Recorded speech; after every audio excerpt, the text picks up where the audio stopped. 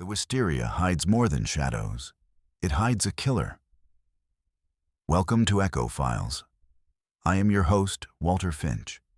Drop a comment and share where you're listening from. Hearing from you all makes these mysteries come alive. Let's begin. The early summer sun filtered gently through the cascading lavender blooms of the wisteria arbor in Mrs. Carstone's garden, casting a dappled pattern across the neatly laid tea table. It was the sort of afternoon that belonged to postcards. China cups clinking lightly, bees drifting lazily among the flowers, and the warm, low murmur of polite conversation. From the vicar's wife, discussing the church roof repairs, to Mr. Pennington, lamenting the latest postal delays. Everything seemed so blissfully ordinary. The sort of day, one might think, on which nothing dreadful could possibly happen. Miss Marple sat quietly near the far end of the table, a delicate crochet of pink thread resting in her lap. She was not, strictly speaking, an invited guest. Rather, she had been persuaded by Mrs. Carstone's niece, Emily, to join the gathering at the last moment. Emily had insisted that Aunt Jane could do with the company, and Miss Marple, always one to indulge the enthusiasm of youth, had agreed. Her pale blue eyes, though seemingly absorbed in the movement of her needle, flitted from guest to guest, taking in the subtle shifts of expression, the little hesitations in speech that marked where thoughts did not align with words. At precisely 3 o'clock, the pleasant routine faltered. The Carstones' gardener, a thin, wind-burnt man named Fred Cottle, appeared at the edge of the lawn, hat in hand. His boots were streaked with mud, though it had not rained for days, and his face was the color of paper. Mrs. Carstone, startled by the interruption, half rose from her chair. "Begging your pardon, ma'am," Fred began, his voice low and oddly strained. "But there's something you'd best see. Down by the wisteria beds." The air shifted, conversation stilled, and a ripple of uneasy curiosity passed through the guests. Someone laughed softly, too softly, and was instantly silenced by the sight of Fred's trembling hands. Miss Marple set aside her crochet without haste, as though she had been expecting a moment such as this all along. She followed the small procession that formed behind Mrs. Carstone, Emily, and 2 of the more inquisitive guests. The others lingered at the tea table, whispering, as though the wisteria might overhear. The path to the garden's lower corner wound between rose bushes and a cluster of fruit trees, the air growing cooler and more shadowed as they approached. There, at the base of the wisteria trellis, lay the body of a man. His hat had fallen beside him, revealing silvered hair, and a streak of dark red stained the pale linen of his jacket. One arm was twisted awkwardly under him, the other stretched towards the grass as if in an unfinished gesture. Emily gave a muffled cry. Mrs. Carstone pressed a hand to her throat. Fred muttered something about finding him like this, and not a soul in sight. Miss Marple's gaze rested not on the man's face, but on the small scatter of petals caught in the folds of his jacket and the peculiar absence of mud on his shoes, despite the gardener's own soiled boots. She noted, too, the faint scent of something sharp beneath the perfume of the wisteria. She did not speak. Not yet. Somewhere behind them, a blackbird gave a startled call, and the sound seemed to mark the moment the garden was no longer simply a place of summer teas and village gossip. It was, from this instant forward, a scene of murder. Emily, who had moved a half-step closer as if the nearness of others might anchor her, steadied herself by the trellis. Miss Marple noticed the girl's hand pull back sharply, a wince more of instinct than pain. A splinter of weathered wood had nicked her index finger. It left the faintest pinprick of red, an inconsequential injury. Yet somehow, in the tidy mind of Miss Marple, the sort of note that belonged on a margin. The trellis, the body, the moment. Mrs. Carstone recovered enough to order practicalities. "Fred, fetch Dr. Pembroke, and, oh heavens, tell Mr. Pennington to telephone the police from the hall. Emily, dear, don't look. Come away." Her voice trembled, then stiffened. The hostess in her, sturdy as an oak settle, took command. "Sergeant Webb will be best," Fred said, already retreating, hat clutched, as if it might blow away in the waveless air. His boots left heavy prints along the path, where the earth had been watered that morning under the roses. Not mud, then. Just the darker damp of care. Miss Marple bent slightly, as though to watch an ant struggle up a blade of grass, and in that posture let her eyes attend to what mattered. The man's cuff was turned back, and along the linen's edge someone had brushed away. What? Pollen, perhaps, or dust. The gesture too tidy for an accident. A single wisteria petal had caught where a button should have been and was not. In its place, a thread hung, pulled to a weary wisp. The shoes, brown, well-polished, soles showing little of the garden, were so clean that they might have stepped only upon gravel. And there below the belt, at the right side, a small, dark seepage. Not a fountain of blood, but a careful tide, as if the wound were neat and the weapon narrower than the imagination dreaded. The sharp scent pressed at her again, not the sweet rot of bruised blossom. Something medicinal, like the faint breath of a chemist's back shelf after hours. Dr. Pembroke arrived with the short, officious stride of a man accustomed to being called too late. He brushed past the cluster of anxious onlookers now gathering at the bend. The vicar's wife with her handkerchief properly at the ready. Mr. Pennington already rehearsing his account aloud in numbered sentences. And Mrs. Carstone trying to herd curiosity as one might herd hens. The doctor's bag clicked open. He glanced once at Miss Marple and gave the little nod men give to women who, through some private diplomacy, always contrive to be present at the scene of significance. "I'll need space," he said. He knelt, hand on the man's wrist, eyes on the pupils, manner brisk and steady. "Cold. Very little lividity yet. He's not long dead. 10 minutes? 15 at most." "Doctor," Mrs. Carstone began, then faltered. Do you know him?"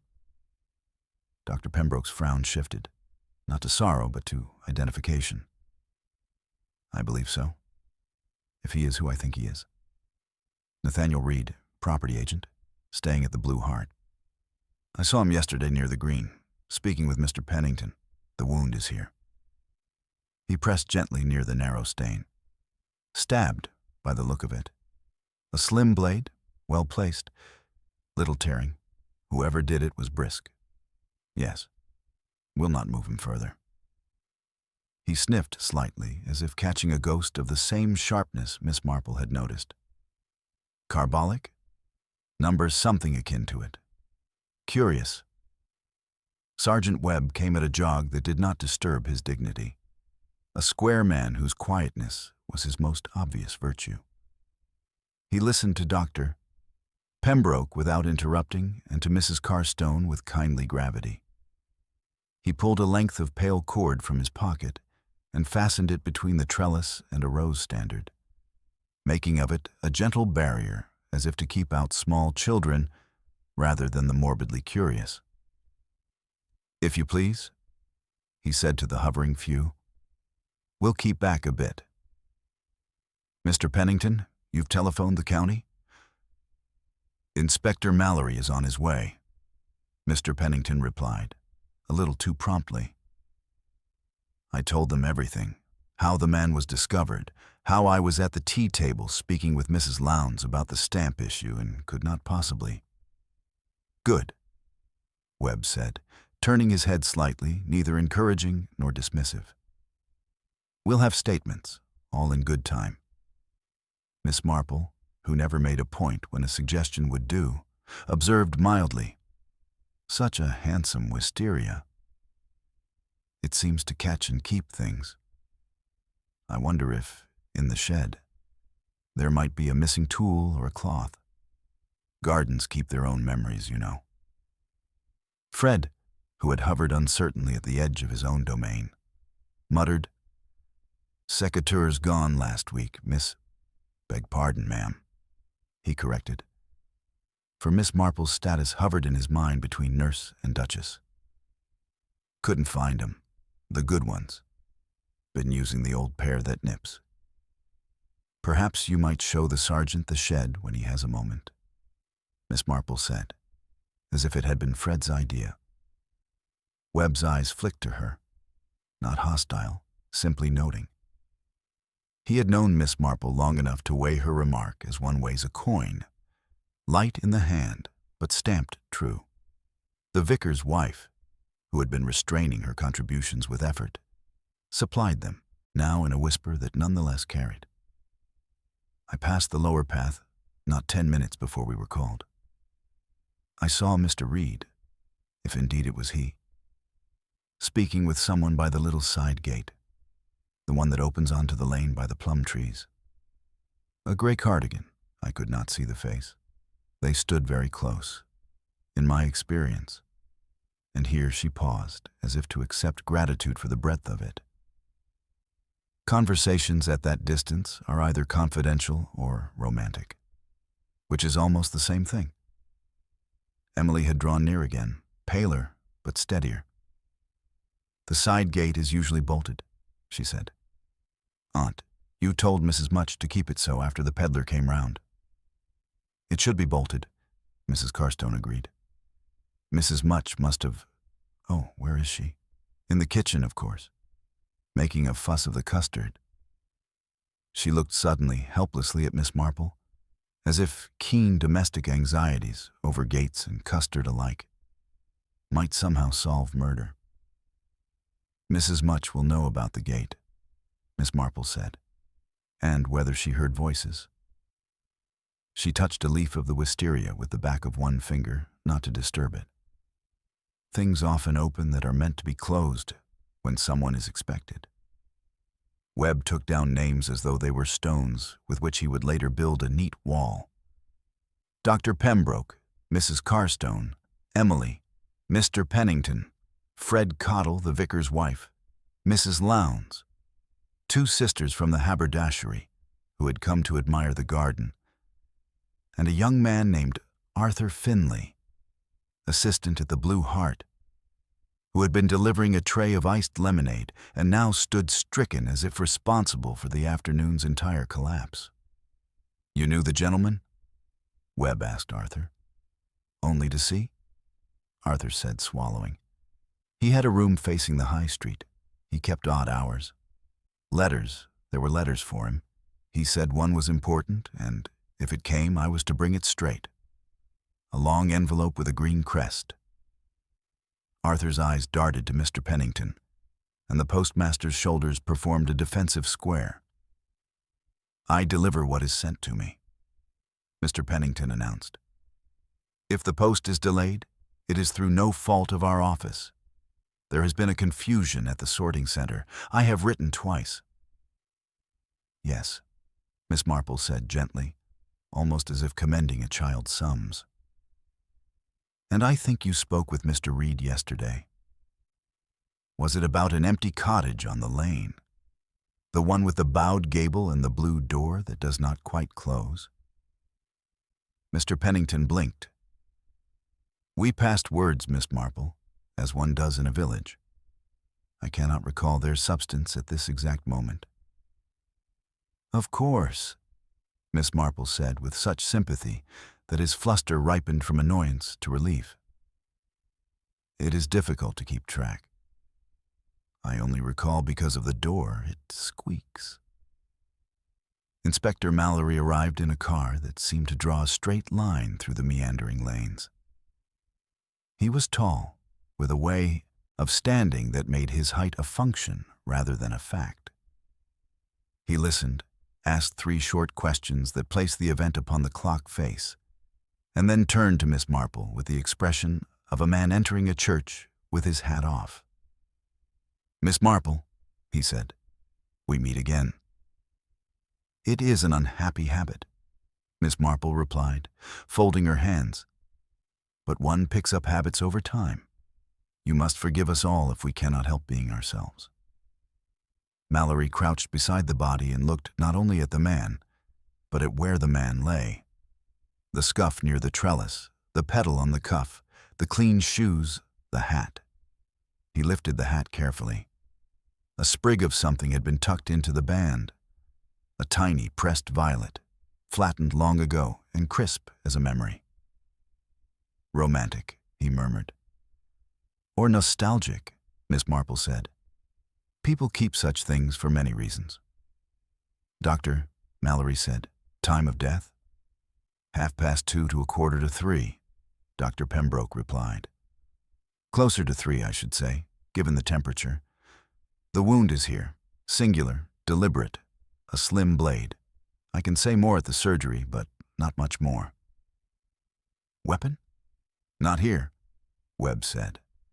"Fred reports a missing pair of secateurs, but they would make a different wound, and there's no trace of them yet." "Side gate?" Mallory asked. "Usually bolted," Webb said. "We will check. Mrs. Much will tell us." They did not have to fetch Mrs. Much. She came, bustling, flour on her hands, indignation already at a simmer. "I keep the bolts as I keep the pantry. Shut," she declared. "If that gate was open, it was no thanks to me. I heard voices out there that I did. But I took them for the sort that hides behind the laurel and pretends the world is their private parlor. I keep to my pots." "What time, Mrs. Much?" Mallory asked. 10 minutes before 3, she said without hesitation. "I set the custard at 2:45. It turned at 3. I am not the woman to mistake a custard's temper." Emily's gaze had returned, again and again, to the man's face. Not with the fascination of horror, but as if trying to locate in him the answer to a question she did not know she had asked. "He came to see Aunt," she said suddenly, then seemed to wish the words back. "Yesterday, I mean. He was at the gate then too, but properly. Aunt, you said you didn't care to discuss business on a Sunday."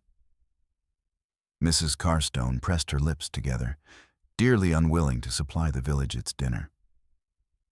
"Mr. Reed wished to talk about the boundary of the lower field," she said at last. "He manages the affairs of Mr. Fairfax, who has ideas about his fences. I told him that the hedgerow had stood where it stands since my grandmother's time. There is nothing in that which is a secret. He said he would return today. I thought it was to offer sense." "And did he?" Mallory asked. "I do not know," Mrs. Carstone said with sudden weariness. "We had tea. He did not come. And yet, he did." She looked at the trellis as if it had played a trick on her. All of this, like threads laid out but not yet woven, began to make a pattern that Miss Marple had not the presumption to name. She remembered, as one remembers the tidy logic of a household, that people rarely come and go at random. A man arrives by a gate because he is expected or because he wishes not to be seen. A cardigan is gray because gray does not speak to distance. A pressed violet is not so much a romance as a habit. Some women keep recipes behind clock faces. Some men keep dead flowers in hatbands. "Sergeant," Miss Marple said diffidently, "would you be so kind as to glance at the gravel just beyond the side gate? The last shower left a shallow rut there. When someone turns, their heel tends to catch and leaves a crescent. It might tell you whether 2 people stood or 1 person waited." Webb gave her a small, wry nod and went. He returned with a description rather than a triumph. 2 sets, I'd say. 1 lighter, narrow heel, 1 broader. They faced each other. Then one turned toward the garden and the other toward the lane. The lighter set went toward the garden. "A woman's shoe," the vicar's wife breathed, with the pleased certainty of someone whose life has declared itself an insight. "And that," she added magnanimously, "is mere observation." "Observation is never mere," Miss Marple said, as if to a favorite pupil. She looked down at the body again. Beneath the sharp medicinal edge, another scent stirred, fainter still, homelier. Beeswax. She thought of Mrs. Carstone's polished library table, the way the cloth caught at the fingertips. Beeswax and a slim blade and a gate that should have been shut. "Inspector," Mr. Pennington said, clearing his throat. "It is my duty to inform you that, as postmaster, I am aware of certain correspondence." Mr. Reed was indeed expecting a letter with a green crest, Fairfax's solicitors, no doubt. "It has not yet arrived. However, I have in my possession a postcard that did, from a Miss W., asking him to keep their appointment among the lilac shade." That is the very phrase. If you ask me, there is no lilac here. "No," Miss Marple said, smiling almost to herself. "There isn't. But people often call things by other names when they are nervous, or when names hold too much of the truth. The shade here is wisteria." She let the word settle, as if it had its own weight. Emily startled, as if the string of an instrument had been plucked just behind her. "Miss W?" she murmured. Her eyes widened, then she shook herself, as if the thought were absurd and must be physically dislodged. "Number no, of course." Mallory looked from one face to another, not hunting so much as listening for where silence strained. "We shall take the postcard," he said, "and speak to Mr. Reed's effects at the inn. Meanwhile, no one is to leave. Mrs. Carstone, may we use your morning room? Sergeant Webb will take statements. Miss Marple, if you have any recollections to share, I'll be obliged." "Oh, recollections are all I have," Miss Marple said, with a modesty so artless it was an art. "Only small ones. That Mr. Reed liked his hat at a certain angle. That his shoes were very clean for a garden. That the scent one notices is less of flowers than of things used to hide other scents. That people choose cardigans in gray because it does not catch the eye. That sort of recollection. And all of them matter," Mallory said. They moved, slowly, away from the trellis, the garden resuming its summer hum with an almost indecent haste, as if embarrassed by what it had shown. Miss Marple walked last, her gaze lifted not to the house, but to the side gate, where the latch had been lifted and set down again in a careful position. She had once known a housemaid who could tell, by the tilt of a teacup on a saucer left in the scullery, whether a visitor had been welcomed or endured. The latch had that same small eloquence. It had been opened by someone who did not own it, and closed by someone who wished to leave the least of traces. Someone who knew the difference between being observed and being seen. In the morning room, the village arranged itself into versions of innocence. Webb took down the sequence of teacups and remarks. The vicar's wife, having decided on discretion as a form of generosity, provided both in abundance. Mr. Pennington fortified himself with duty, Mrs. Carstone with hospitality, pressing a plate of biscuits upon the inspector as if brass tacks required shortbread. Emily sat very straight, hands folded, eyes on the window, as if the garden might come in and acquit her. Miss Marple did not sit. She drifted, like sunlight moving along a shelf, noting the shine on the polished table, the umbrella stand with one place empty, the small, expensive bottle upon the mantel labeled liniment of wintergreen. Carried perhaps by someone with a weak wrist after pruning, the sharpness of it hovered in the air, related to but not the same as the scent in the garden. She noticed, too, a slender hatpin on the sideboard, its pearl head slightly abraded, as if it had met with something less forgiving than a hat. She did not touch it. She never touched what time would touch for her. Outside, the bees went on with their business. Inside, the business had altered. But in Miss Marple's mind, a little clock had begun to tick. Gate, cardigan, postcard, pressed violet, beeswax, blade, a letter not yet delivered, and a meeting kept to the minute without being named. She thought, too, of how people talk in villages, how a thing that is everybody's business becomes nobody's responsibility until it is far too late. It would be necessary to ask questions that sounded like sympathy and to listen to answers that sounded like truth. And somewhere, between the two, human nature, as ordinary and as inexorable as the growth of wisteria, would show its hand.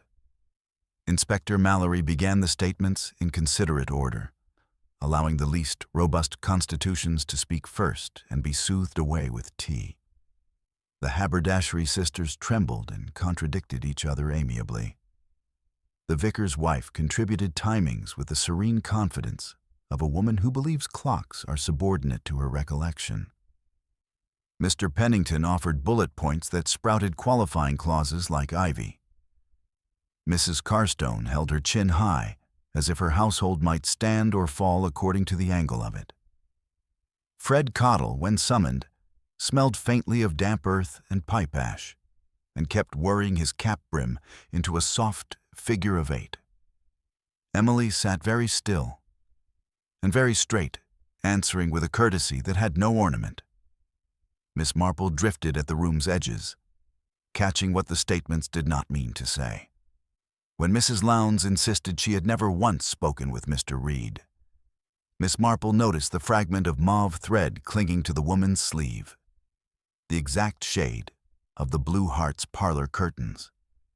When Arthur Finley declared he had no idea where Mr. Reed went in the mornings, she saw his jaw tighten at the word mornings.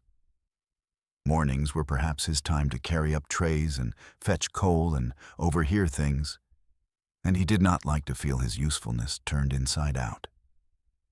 Little tugs, little catches, the wisteria of conversation snagged on rough bark, and Miss Marple's fingers knew the feel of it. Mallory finished with Emily. "You saw Mr. Reed here yesterday?" he said, his voice even. "From the gate." "Yes," Emily replied. "He asked for my aunt. I told him she was resting and that she preferred to keep Sundays quiet. He said he would return today. He asked," she hesitated, "whether the side gate was still kept bolted." "And why would he ask that?" Mallory's tone changed not at all, and yet interest tipped the balance of the air. "I don't know," Emily said. "I told him it was." He smiled. He had a way of smiling as if you had agreed with him when you hadn't. Miss Marple remembered that smile. Some men learned it in offices, where agreements were things made of tone rather than content. She let her attention slip to the mantel again. The bottle of wintergreen liniment sat slightly forward of a square that dust and beeswax had left. Someone had taken it down recently and replaced it with less care than Mrs. Much usually permitted. On the sideboard, the pearl-headed hatpin lay as before, but the ring of mother-of-pearl beside it, used as a trinket dish, had an empty crescent where a second pin might ordinarily rest. One present, one absent. She was not unacquainted with hatpins. When she had been a girl, a pin could be an instrument of defense as well as fashion. And a wound like this, narrow, precise, could be a pin's signature if the hand were steady. "Miss Marple," Mallory said presently, "would you mind, before I take Mr. Pennington to the inn, casting an eye over the side gate with the sergeant?" The request was politely phrased, but plain. He wanted her observation on the ground, while his badge made inquiries elsewhere. "Indeed," Miss Marple said. as if asked to inspect a tray of scones for doneness. A gate is a very revealing object. People think of doors as statements. Gates are more like questions. Webb led the way out, and the two of them walked the cool border path where the day's heat thinned to a green hush. At the side gate, the latch wore a film of polish where countless hands had used it. Beneath, the wood grain was dark from old rain. Webb knelt and looked where he had looked before. 2 sets, he said again, not repeating so much as holding the fact up to the light. Lighter heel toward the garden. Miss Marple drew a small crochet hook from her reticule, as if habit had provided her a tool for every sort of tangle. She did not touch the latch.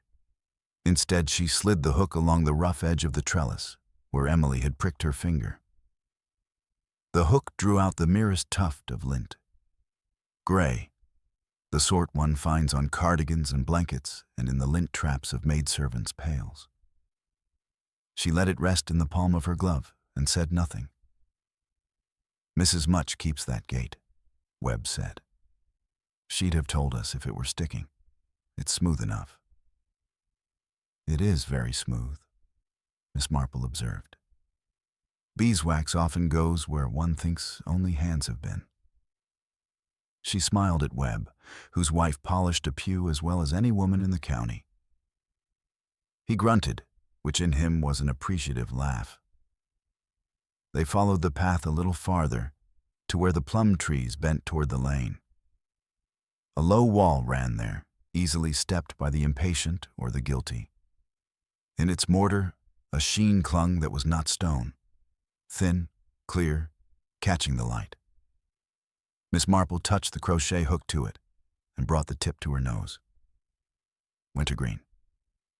One might rub it into a wrist and then touch the latch, and then lean an anxious hand upon a wall. She thought of the bottle on the mantel, set back a fraction wrong. "Someone very tidy," she said. "Tidy people often make the neatest muddles. They put things back, you see, but not quite right." Webb made a small note. "If it were a woman," he said, not as bias, but as arithmetic, "a hatpin." "Quite," Miss Marple said. She tucked the gray lint in a folded envelope within her reticule and let the thought rest. "And yet, let us not haste. Men have been known to use whatever lies to hand." They returned to the house, where Mrs. Much intercepted them with a bowl of shelled peas and a proprietary air. "If it's my bolts you're worrying," she announced, "I set them of a night and loose them when I must. No one goes trotting in and out by that gate without me hearing. Except this day."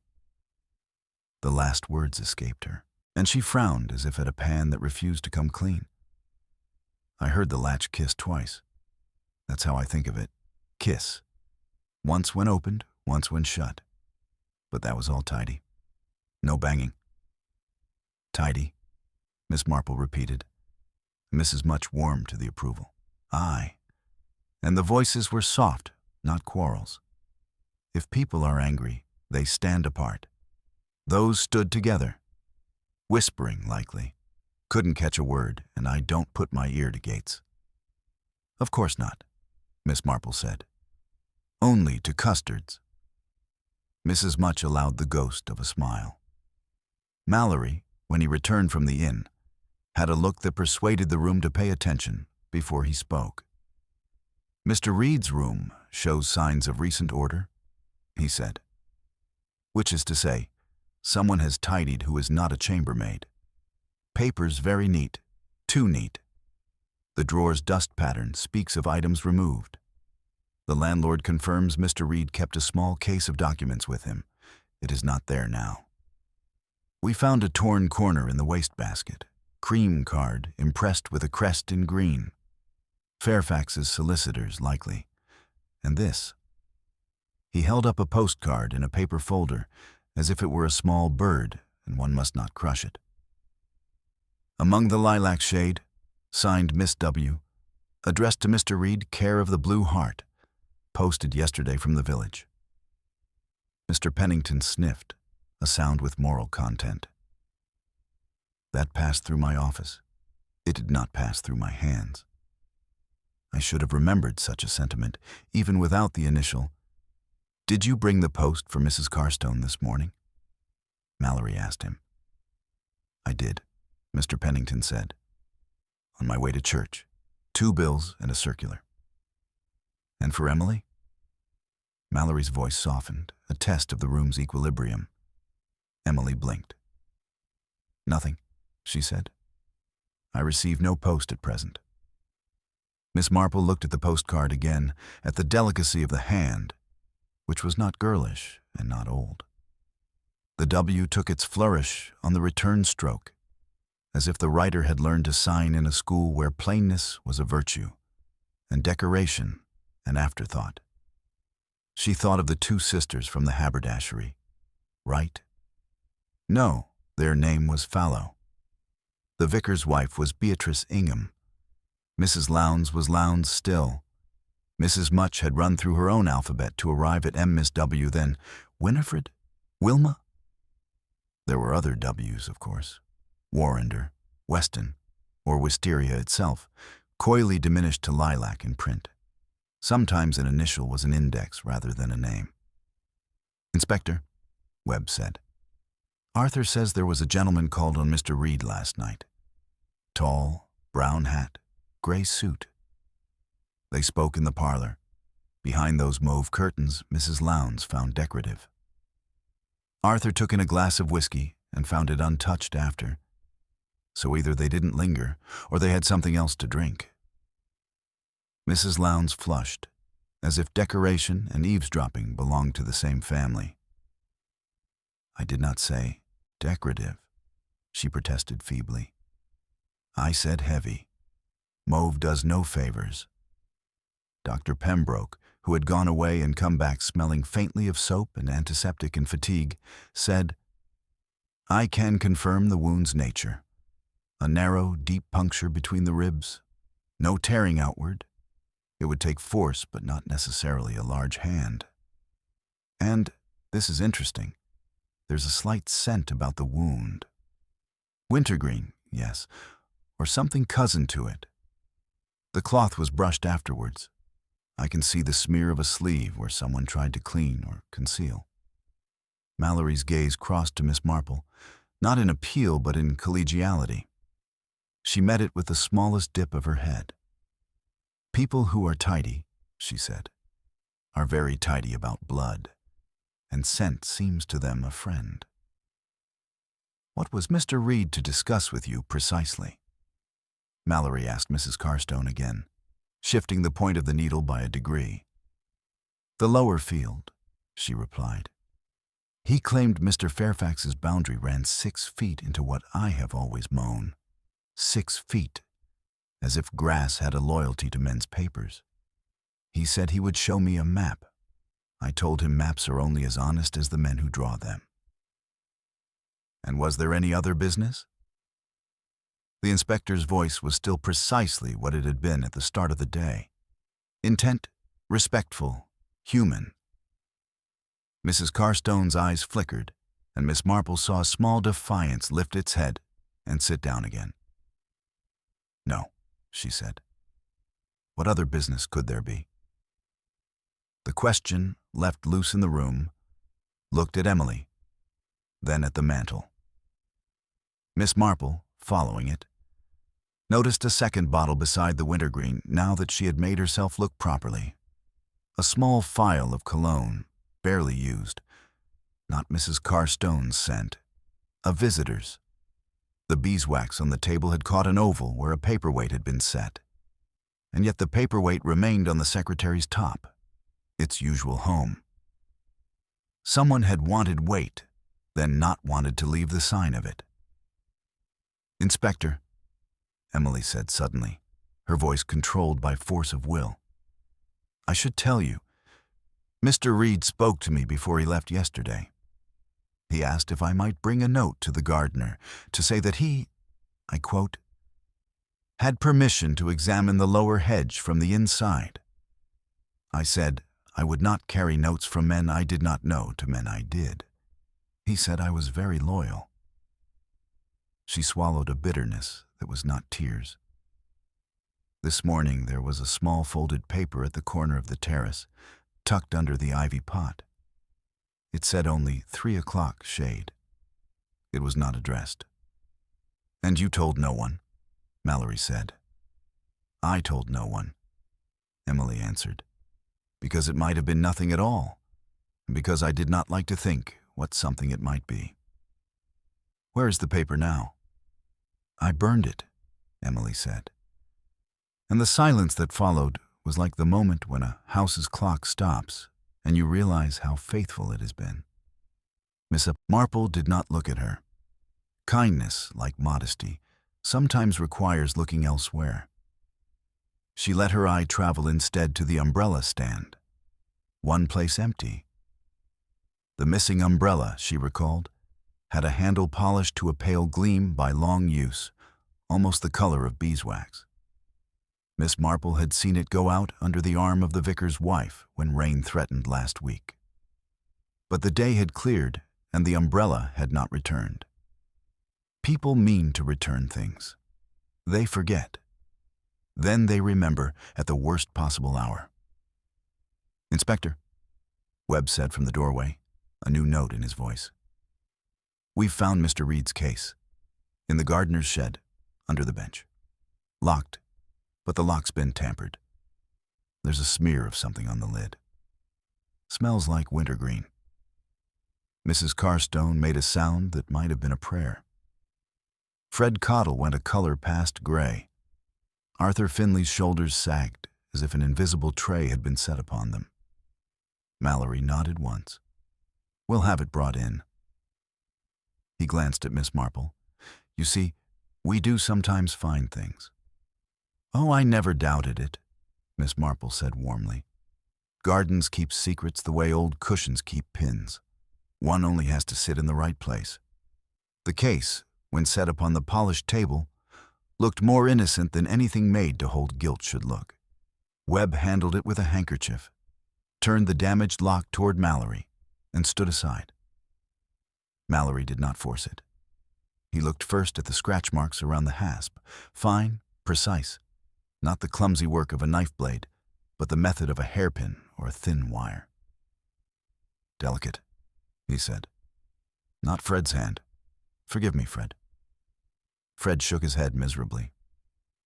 "I've no use for such fiddly-doings, sir." Miss Marple, with a little inward nod, thought of the hatpin again, its pearl head abraded. To slip a pin's shaft into a lock and turn, one would rub it against metal. The scratch upon the pearl was not decoration. It was use. "Before we open this," Mallory said, "I'll ask that no one leave this room." His gaze took in each person with equality. "What is inside belongs to Mr. Reed's business, and, until we are wiser, to ours." The clock on the mantel chimed the quarter. Even its delicate voice sounded conscious of itself. Outside, the bees had settled to their afternoon persistence. Miss Marple, whose mind kept an inventory, as other women keep linen, felt the pattern draw tighter. A gate that kissed twice, a cardigan's gray ghost on a splinter, wintergreen where it ought not be, a postcard that renamed wisteria for a gentler flower, a pressed violet and a hat at a particular tilt, a letter expected and a case disturbed. She did not think yet of guilt. She thought of likenesses. People are like other people, she had always found. The girl who hides her aunt's letter under the tea, cozy resembles the woman who hides a man's case under the shed bench. The man who keeps a violet, pressed, keeps also the habit of meeting in the shade. One likeness leads to another, until what is peculiar becomes inevitable. Mallory looked to Webb, and Webb produced the slender tool he kept for such moments. The lock yielded with a meek click. Within lay the map Mrs. Carstone had braced her chin against. Lines and figures, the curve of a hedgerow tutored into submission by ink. Beneath, a thin sheaf of correspondence tied with a blue ribbon. Mallory did not touch the ribbon. He lifted instead a single envelope that had no address, only a green crest at its top, and inside, a typed note. 3 this afternoon. Through the gate. Bring the Fairfax deed. W. Miss W. Mr. Pennington murmured, as if a sermon had reached its text at last. And we have not yet asked, Miss Marple said, almost to herself, who wears wintergreen instead of perfume. She looked not at Emily, who wore none, nor at Mrs. Carstone, who would smell of starch and lemon if anything, but at the vicar's wife, whose cheeks held a delicate rose that was not cosmetic, but conviction, and at Mrs. Lowndes, whose scent ran to lavender. Her gaze came to rest on the neat, compact figure of Mrs. Much, whose wrists sometimes ached of an evening, and who allowed herself one bottle upon the mantel so that she might remember not to mislay it. And then, beyond them all, on the door where a gray cardigan hung, left there by some thoughtful soul for later. The cardigan's cuff was missing a button. On the carpet near the skirting board, the tiniest glint of a cream disk caught the light. Miss Marple did not stoop, yet. There are moments for every motion. She folded her hands, and the motion did not feel like waiting. It felt like reading a sentence whose last word approached with perfect, devastating calm. Mallory laid the green-crested note on the table as carefully as if it might crumble, his gaze moving from one face to the next, measuring the weight of reaction. The vicar's wife leaned forward slightly, her eyes bright with that dangerous blend of indignation and curiosity. Mr. Pennington pursed his lips into a little nod of official disapproval. Emily's fingers, resting in her lap, curled so subtly inward that only someone like Miss Marple would have noticed. It seems, Mallory said, that Mr. Reed had an appointment in this very garden, arranged by someone signing themselves W. Whoever they were, they expected him to bring an important deed, and given that he's now dead, it's likely they got more than they came for, or rather, took what they wanted and left more than they meant to. I hardly think, Mrs. Carstone interjected with brittle precision, that my garden is a place for clandestine transactions. Anyone could have walked past the hedge and... She stopped herself, realizing that this would do nothing but confirm the inspector's point. Not anyone, madam, Mallory replied, polite but firm. Our side gate was bolted, except when it wasn't. And as Mrs. Much tells us, the latch was opened and closed without fuss. That means someone who knew how to enter without drawing attention. Mrs. Much, whose peas had been abandoned in the kitchen, sniffed. If you're suggesting I'd let someone in... No, Mallory said smoothly. I'm suggesting whoever came in knew the habits of this house. Habits are as good as keys. Miss Marple, seated a little apart, threaded the edge of her crochet with a fine steel hook as though the pattern mattered very much indeed.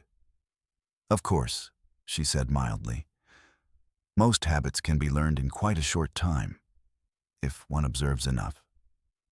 This remark, tossed like a leaf on the air, seemed to drift past most of the listeners. But Mrs. Lowndes shifted in her chair, and the vicar's wife gave Miss Marple a look that mixed amusement with caution. Mallory opened the case fully now, lifting the blue-ribboned bundle of correspondence. The knot was tight but not immaculate. Someone had retied it in haste. He thumbed through the letters, speaking more to himself than the room. Correspondence from Fairfax's solicitors. A valuation of the lower field. A note about the lease on the Blue Heart. Here, personal. He drew out a small card on thick cream stock. An invitation. Dinner for 2. No date, only the words, under the lilac shade. Again that phrase. There's no lilac here, Mr. Pennington said, as though repetition would make the point decisive. Miss Marple looked up. There is in the Fairfax garden, she said simply. And perhaps there was once in this one, before the wisteria took over. People often name a meeting place for what it used to be. It sounds more innocent that way. Mallory's eyes sharpened. You've been to the Fairfax garden, Miss Marple? Oh, years ago, she said, when dear Mrs. Fairfax was alive. A charming woman, but with a tendency to let her servants' comings and goings overlap with her own entertainments. She bent over her work again, as though the crochet thread were whispering its own confidences. Webb had taken up position near the mantel, his notebook closed for the moment. Inspector, he said, I've had a look at the gray cardigan hanging by the door. Cuff missing a button, just like you mentioned earlier. Found the button on the skirting board. It matches. He held up the cream disc in a folded scrap of paper. Mrs. Much stiffened. That's mine. I left it there after scrubbing the hall tiles. The cuff caught on the bucket handle and popped the button, meant to sew it back on last night. Miss Marple smiled faintly. Of course, dear. It's so easy to put off the small repairs until they become part of larger ones. Which brings us to this, Webb said, producing the folded scrap of gray lint Miss Marple had taken from the trellis. Matches the cardigan's fabric. Could have caught when someone brushed past in a hurry. Mallory placed the lint beside the button without comment. The vicar's wife glanced at Mrs. Much, then quickly away, as if she had been caught in the act of assessing a neighbor's laundry line. Emily spoke suddenly, her voice quieter than before but with a clear edge. Mrs. Much, were you near the wisteria beds before Fred found Mr. Reed? The housekeeper looked at her sharply. No, miss. I was in the kitchen, as you well know, preparing the tea things. You came in for more sugar. Emily hesitated. Yes, I suppose I did. Miss Marple's eyes stayed on Emily a moment longer, considering the little pause in her agreement. Young women, she reflected, could tell the truth and still conceal what mattered most, much as one might show a corner of a letter without revealing the words. Mallory tucked the lint and button away and gestured to Webb. Have the cardigan sent for testing, just in case. And have a constable keep watch over the shed until we can examine the case's lock more closely. Someone tampered with it, and I'd wager it wasn't Mr. Reed himself. The room began to relax, in that uneasy way people do when they believe the line of suspicion has shifted away from them. Conversations sprouted in low tones. Mrs. Carstone busied herself with a tray of cups, as though strong tea could dissolve the afternoon's troubles. Miss Marple remained silent, her mind sorting the facts into neat little rows, much as she sorted her sewing supplies. The pattern was becoming clearer. A meeting arranged under an old name for a place, a gate opened with care, wintergreen where only flowers should be, and a weapon likely improvised from something at hand. In her experience, such patterns were rarely accidental. Mallory returned to the table, standing so that the light from the tall window fell directly on the case. Here's what we know, he said. Mr. Reed was stabbed between 2:30 and 2:45. He was expected in the garden by arrangement with someone signing W. He brought the Fairfax deed with him, which is now missing. The side gate was unbolted and relatched without noise, and there's evidence of 2 people meeting there. One wearing narrow-heeled shoes, likely a woman. The murder weapon hasn't been found, but the wound suggests something slim and sharp. And the wintergreen, Dr. Pembroke added from his chair, which I've only ever prescribed for aches and strains. Mallory nodded. We have 2 choices.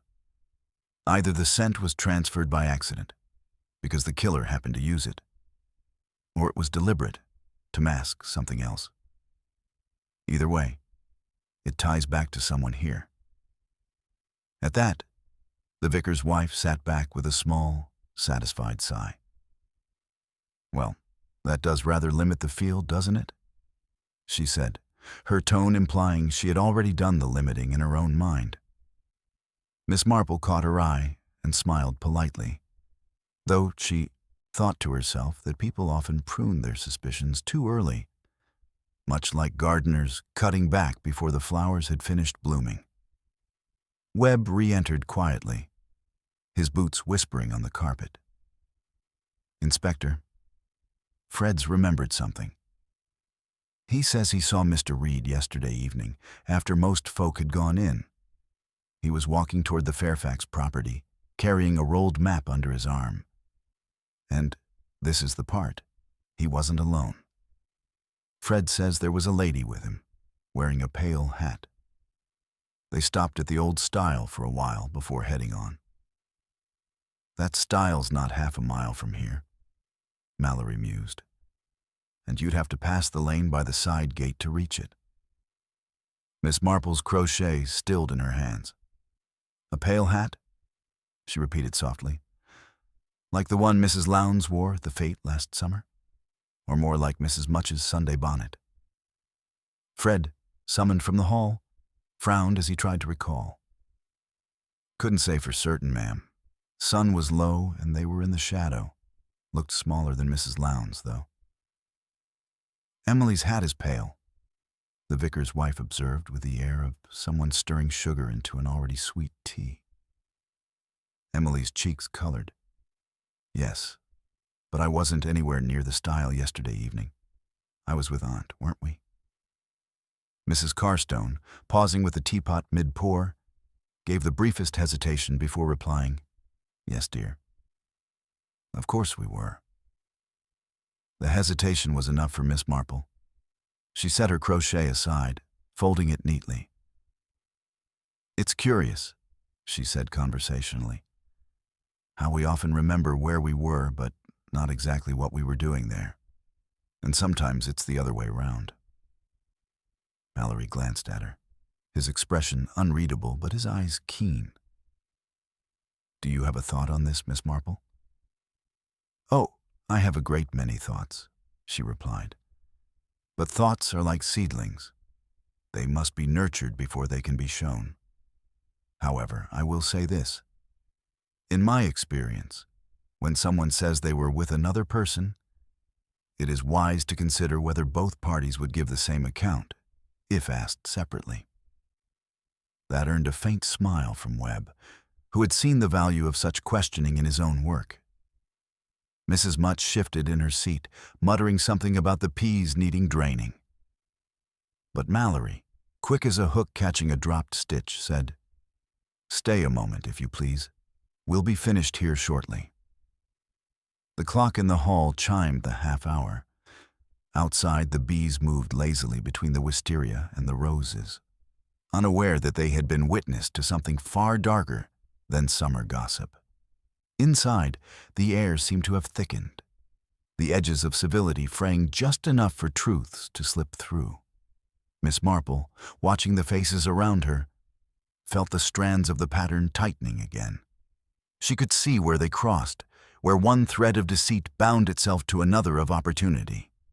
It was all there: the gray lint, the missing button, the pale hat, the wintergreen scent, the note under the name of Lilac.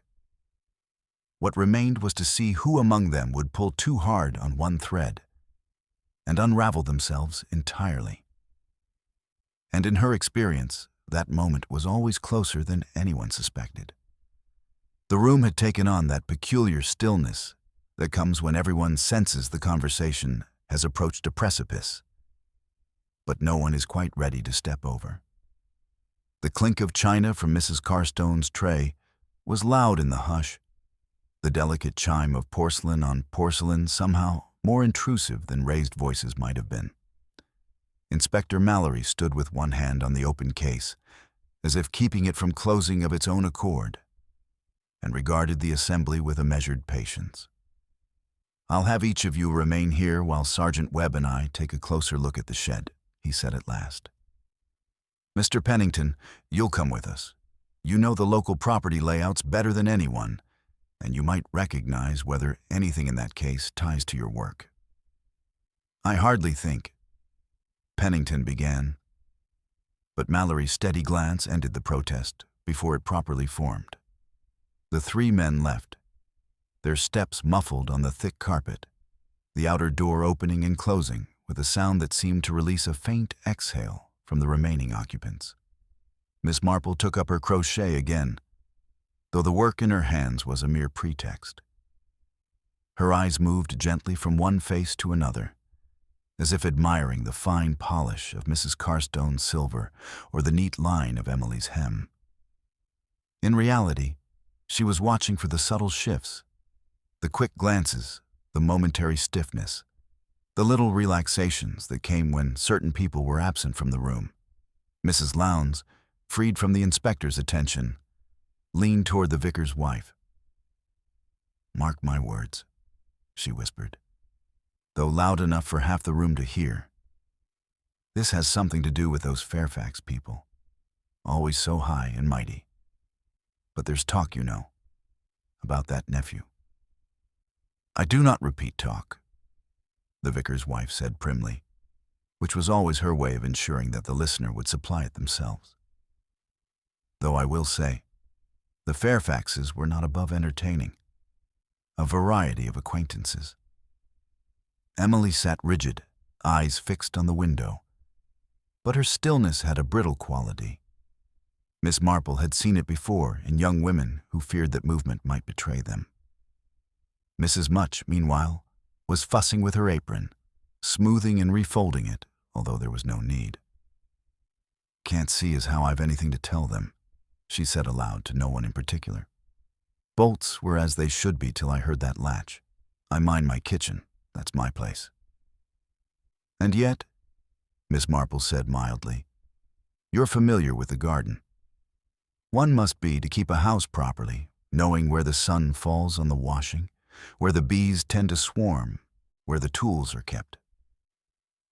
Mrs. Much glanced at her, wary, then shrugged. "Course I know it. Worked here near 20 years. Nothing I'd not notice out of place." Miss Marple smiled. "I expect that's true. Which is why it's interesting, you not noticing who might have borrowed those good secateurs Fred spoke of." Before Mrs. Much could frame an answer, the door opened and Webb returned alone, his face carrying that slight tightening around the mouth that spoke of new information.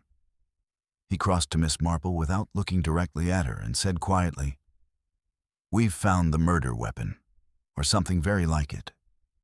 Not in the shed, in the compost heap. A hat pin long with a pearl head. Shafts bent, tip stained." Miss Marple's eyes rested on the memory of the hat pin she had seen on the sideboard earlier. "And where is the other hat pin from that pair?" she asked softly. Webb's eyebrows twitched. "That's the point. It isn't there now. Mrs. Carstone said the set belonged to her mother, and she keeps them together. The one on the compost matches the style exactly." "Then," Miss Marple murmured, "someone here had both the knowledge of where to find it and the opportunity to return one, so it might seem complete." She let her gaze drift to the mantel, to the bottle of wintergreen liniment, to the umbrella stand, to the gray cardigan still hanging by the door. Emily had turned pale. A hat pin? But... She stopped herself, biting her lip. "But?" Miss Marple prompted gently. Emily looked down at her hands. "It's nothing. Only, I used one of Aunt's hat pins last week. When the wind was up, I put it back. Both were there then." Mrs. Carstone spoke sharply. "Really, Emily, there's no need to involve yourself in—" "It's too late for that," Emily said quietly, surprising them all. "I saw someone take one. Yesterday morning. I didn't think it mattered. I thought they were borrowing it to pin up flowers for the tea table. It was Mrs. Much. The housekeeper's head snapped round. "That's a lie." Emily's eyes did not waver. "You had it in your apron pocket. I saw the pearl head." Mrs. Much's hands clenched in the folds of her apron, then released. "If I did, it was to fix the net curtain in the scullery. One of the hooks came loose." Miss Marple's voice was mild, but the words precise. "And did the net curtain require fixing near the time Mr. Reed was killed?" Mrs. Much's face closed in on itself, stubborn and tight. "Believe what you like?" Webb stepped forward, his tone neutral. "We'll need to take the cardigan and the hatpin for examination. And Mrs. Much, you'll need to give a formal statement." Mallory returned then, Pennington behind him looking more ruffled than usual. The inspector took in the tableau at once. "What's this?" "We've found a hatpin in the compost heap," Webb said. "Matches Mrs. Carstone's set. Tips bloodied." Mallory's eyes flicked to Miss Marple, who inclined her head just enough to suggest confirmation. "Very well," Mallory said.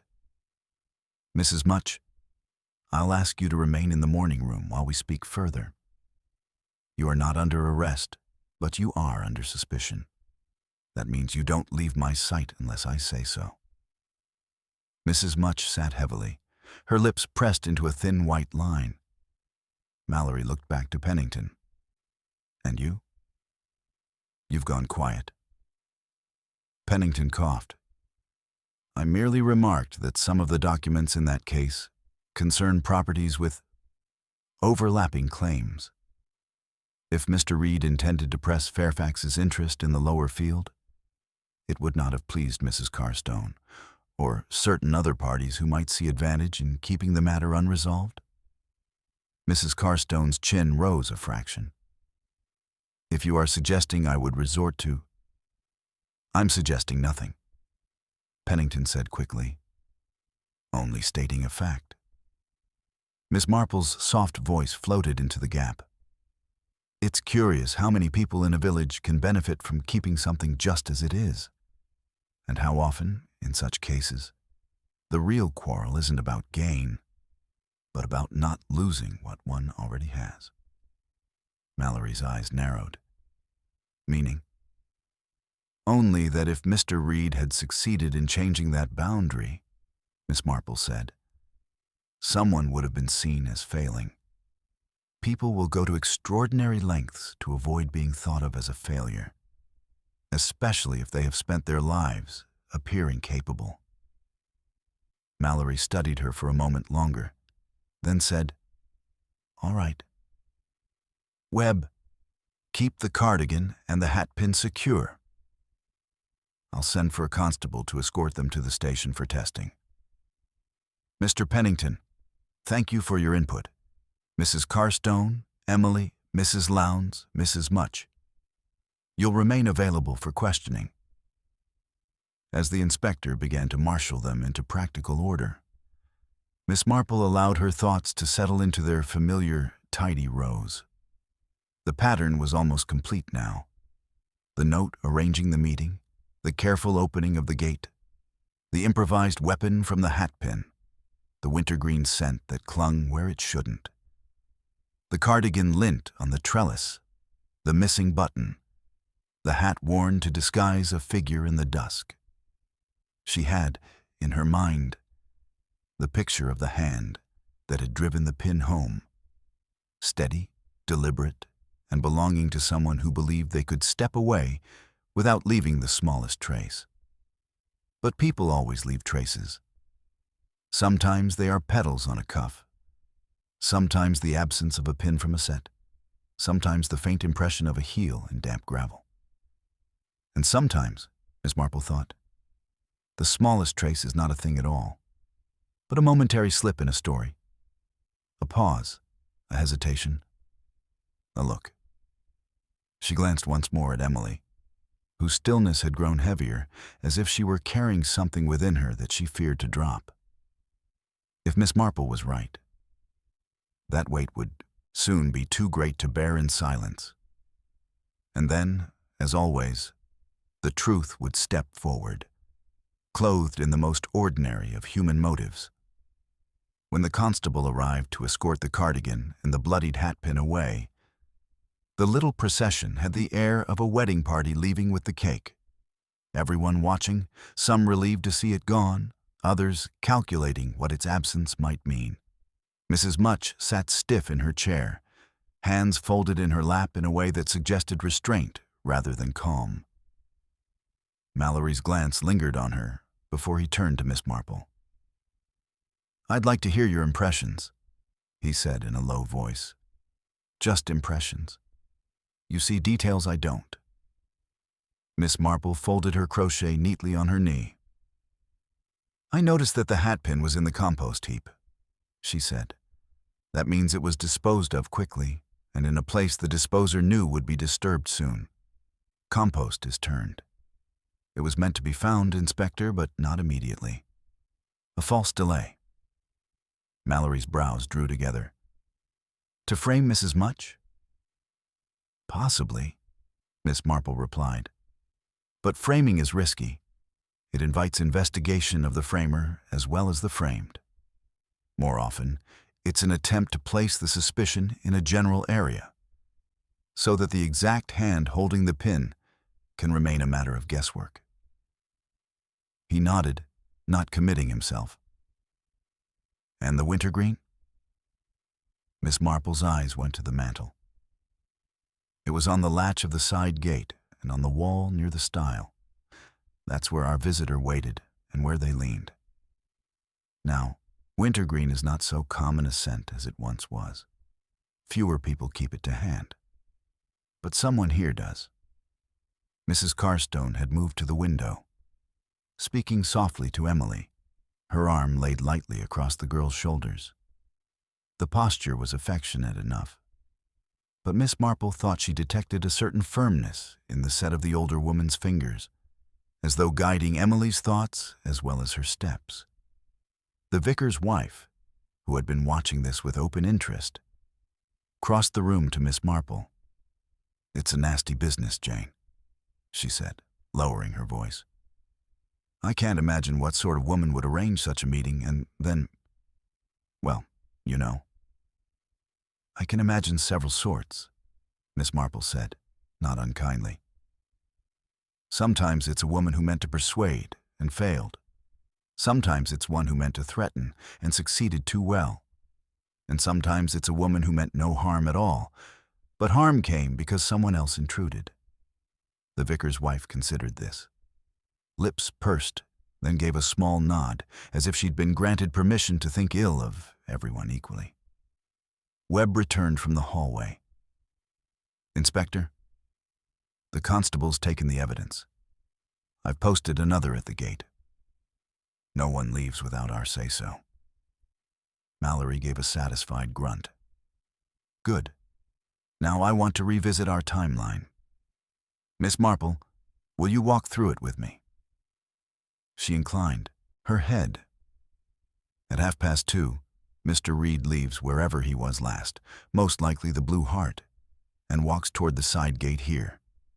He meets someone, a woman in narrow-heeled shoes. They speak briefly, then enter the garden. Mrs. Much hears the latch twice, but sees nothing. They go to the wisteria beds, where there is privacy and shade. At some point, no more than 10 minutes later, he is stabbed with a hatpin. The killer removes the pin, brushes at his jacket, perhaps to clear away petals or pollen, and leaves by the same gate. The cardigan catches on the trellis, leaving lint. At the stile, or in the lane, the killer pauses, leaning against the wall, perhaps to compose themselves, leaving wintergreen scent there. "And the body is found almost immediately after," Mallory said, "which means the killer hadn't been gone long." "Precisely," Miss Marple said. "That is why I believe the disposal of the hatpin was done in haste. Someone moved quickly between the garden and the compost heap, and then returned to their proper place wherever that might be, before the alarm was raised. Mallory glanced at Webb. Who could have managed that without being noticed? Webb consulted his notes. Mrs. Lowndes went into the house to fetch a parasol just before the gardener called out. The vicar's wife says she was on the far side of the lawn speaking with Mr. Pennington. Emily was with Mrs. Carstone at the tea table. Mrs. Much was in the kitchen. Fred Cottle was tending the roses. Which of those, Mallory asked quietly, could lie without breaking stride? Miss Marple gave him a sidelong look. They all could, Inspector. But the question is, who would think too? Who is accustomed to small deceptions as a matter of routine? Before Mallory could reply, Emily spoke up from across the room. Inspector, may I tell you something now? I didn't before because I didn't want to make trouble. Every face turned toward her. She stood, pale but steady. Yesterday afternoon, after Mr. Reed came to see Aunt, I saw him again, later, near the lane. He was speaking to someone, but I couldn't see who. He gave them a folded paper, and they put it in their pocket. I didn't tell anyone because... She stopped, glancing at Mrs. Carstone. Because? Mallory prompted. Because the person was wearing Aunt's gray cardigan, Emily said. The silence that followed was like the pause between lightning and thunder. Mrs. Carstone's hand fell from her niece's shoulder. That is absurd, she said sharply. I hadn't been out of the house. Miss Marple's voice was as mild as ever, but perhaps the cardigan had. Webb's eyes went to the door where the cardigan had hung. Mrs. Much keeps the coats, he said. Could she have lent it or taken it? I don't lend my mistress's things, Mrs. Much said stiffly. Miss Marple tilted her head. And yet it would be very easy for someone to slip it on for a short errand, especially if they wished to be mistaken for someone else. Mallory rubbed his chin. So, either Mrs. Carstone wore it herself, or someone borrowed it to look like her from a distance. Either way, that ties our cardigan to the meeting in the lane. And to the lint on the trellis, Miss Marple added.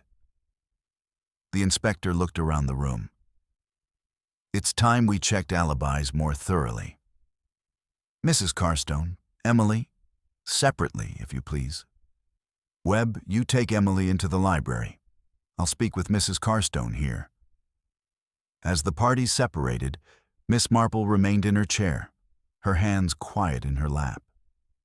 She listened to the change in tone from the library, the softer, coaxing questions Webb used with the young, and to Mallory's steady, formal inquiries here. Bits of the answers floated back. Yes, I saw him on Saturday. No, I've never been beyond the stile. We were together the whole time. I might have gone in to speak with Mrs. Much. Presently Webb returned, his expression unreadable. Emily says she went to fetch more sugar just before the gardener came.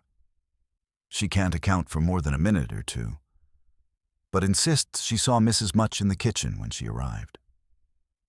Mallory nodded. And Mrs. Carstone says she never left the tea table until Fred called out. But that leaves a gap when her guest's attention could have been elsewhere. Miss Marple's voice was very gentle. Inspector, in a village we often speak of seeing someone when we have only seen their hat, or the back of their dress, or even just assume they were in the place they usually are. It is one of the easiest assumptions to make, and to exploit. Mallory's eyes sharpened. You think the killer used that? Let someone be seen while they were elsewhere? I do, Miss Marple said. And if you consider who would benefit most from Mr. Reed's silence, and who could move through this house without anyone thinking it strange, you may find your answer. He studied her for a long moment, then turned to Webb. Bring Mrs. Much back in." The housekeeper entered, her face set. "If you're going to say I did it—" "No," Mallory said. "I'm going to ask whether anyone could have taken that cardigan from the hall without you noticing." Mrs. Much hesitated, then sighed. "If I was in the kitchen, yes. And I was, for the tea things. Anyone could have passed through." Miss Marple gave her a small nod. "Thank you. That is most helpful." Outside, the bees hummed steadily. Inside, the hum had shifted, more purposeful now, as though everyone felt the moment drawing nearer when the truth would be laid out plainly. Miss Marple felt it too. The pattern was tight enough to hold, but not yet pulled taut. One more thread, she thought, and the whole picture would show itself. The light in the morning room had taken on that peculiar late afternoon softness, when colors deepen and shadows lengthen without anyone noticing quite when it began. It was the hour, Miss Marple knew, when people's guard often slackened. The day's routines had been unsettled too long, nerves were tired, and little slips crept in unnoticed. Inspector Mallory remained standing, his posture loose, but his attention sharp. Mrs. Carstone sat upright on the edge of the sofa, her hands folded in her lap with an almost ceremonial neatness. Emily was back in her chair near the window, turned slightly so she could watch the garden. Mrs. Lowndes and the vicar's wife sat side by side, an accidental alliance born of mutual appetite for the scene. Mrs. Much stood by the door, as if keeping watch, though over what or whom was not clear. Mallory began again, his voice steady and deliberate. "We have 3 central facts. 1. Mr. Reed met someone at the side gate and entered this garden. 2. He was stabbed with a hatpin from Mrs. Carstone's own set. 3. Whoever killed him disposed of the weapon and left no obvious trace, except lint from a cardigan belonging to this household, caught on the trellis." Mrs. Carstone's lips pressed together. "That cardigan could have been worn by anyone. I've no monopoly on gray wool." "True," Mallory agreed. "But anyone wearing it could have been mistaken for you at a distance. Which means, if the killer wanted to hide in plain sight, they could have done so by borrowing your appearance." Emily spoke quietly, still looking out at the wisteria. "Or by making it seem as though you went to meet him, so that suspicion would fall your way and keep attention off themselves." Miss Marple's gaze rested on Emily for a moment longer than comfort allowed. There was something in the girl's tone, a little too measured, as if the line had been practiced in her head. Mallory walked to the mantel, studying the wintergreen bottle, the small phial of cologne beside it. "Only 2 people here have a reason to use this regularly," he said.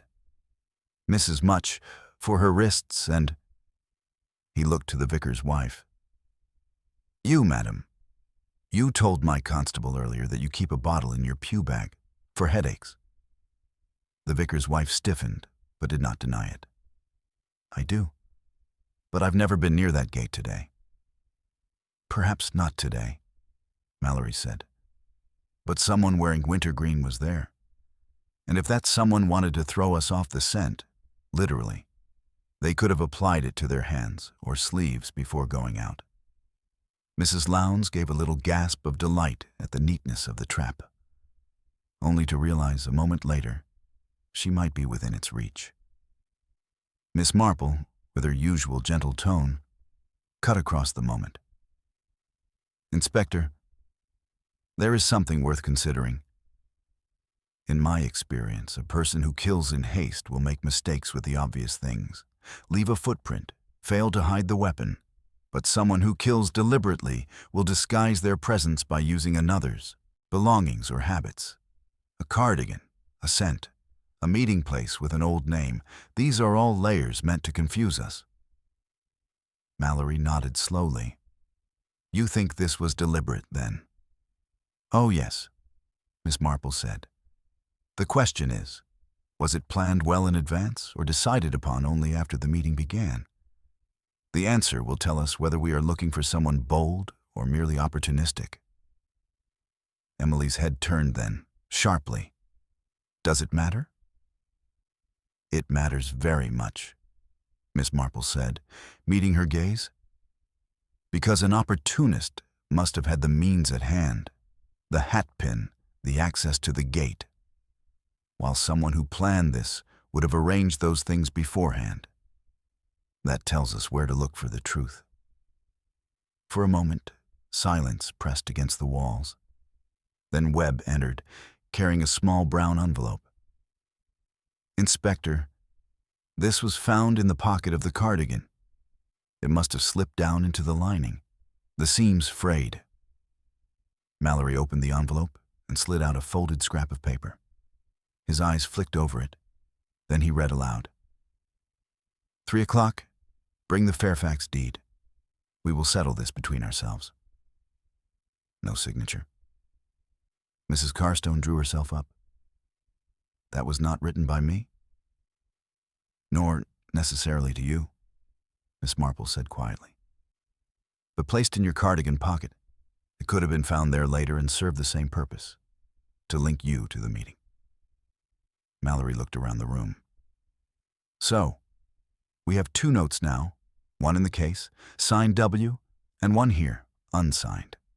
Either the same hand wrote both, or someone is imitating it. Webb cleared his throat. I've compared the 2. They're similar enough in slant and spacing, but the pressure's different. One heavier, one lighter. Could be the same person writing under different conditions. Miss Marple nodded. Or the same person writing with the opposite hand. It's a trick children use to avoid chores. Adults use it too when they want to look like someone else. Emily's voice was almost too soft to hear. You think it's all been staged? I think, Miss Marple said, that someone has gone to trouble to ensure we chase the wrong shadow, which means the real figure is in plain sight. Mallory's gaze swept the room, then settled on Mrs. Much. When did you last handle Mrs. Carstone's cardigan? This morning, the housekeeper said. Hung it by the door after brushing it down. It had a petal or 2 on it. Wisteria, likely. I thought nothing of it. Miss Marple's eyes brightened slightly.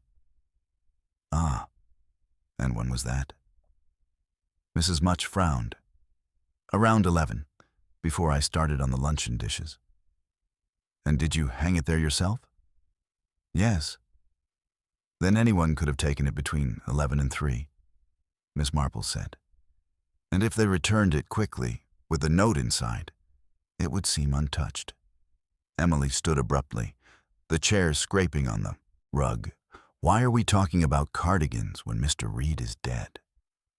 Shouldn't you be looking for someone who had a reason to stop him from changing that boundary? That's exactly what we're doing, Mallory said. And the more you try to steer us away from certain details, the more important those details seem. Emily's color rose, and she bit back whatever she had been about to say. Mrs. Carstone's hand moved in a tiny, warning gesture, unseen by most, but not by Miss Marple. Miss Marple took in the movement without altering her expression.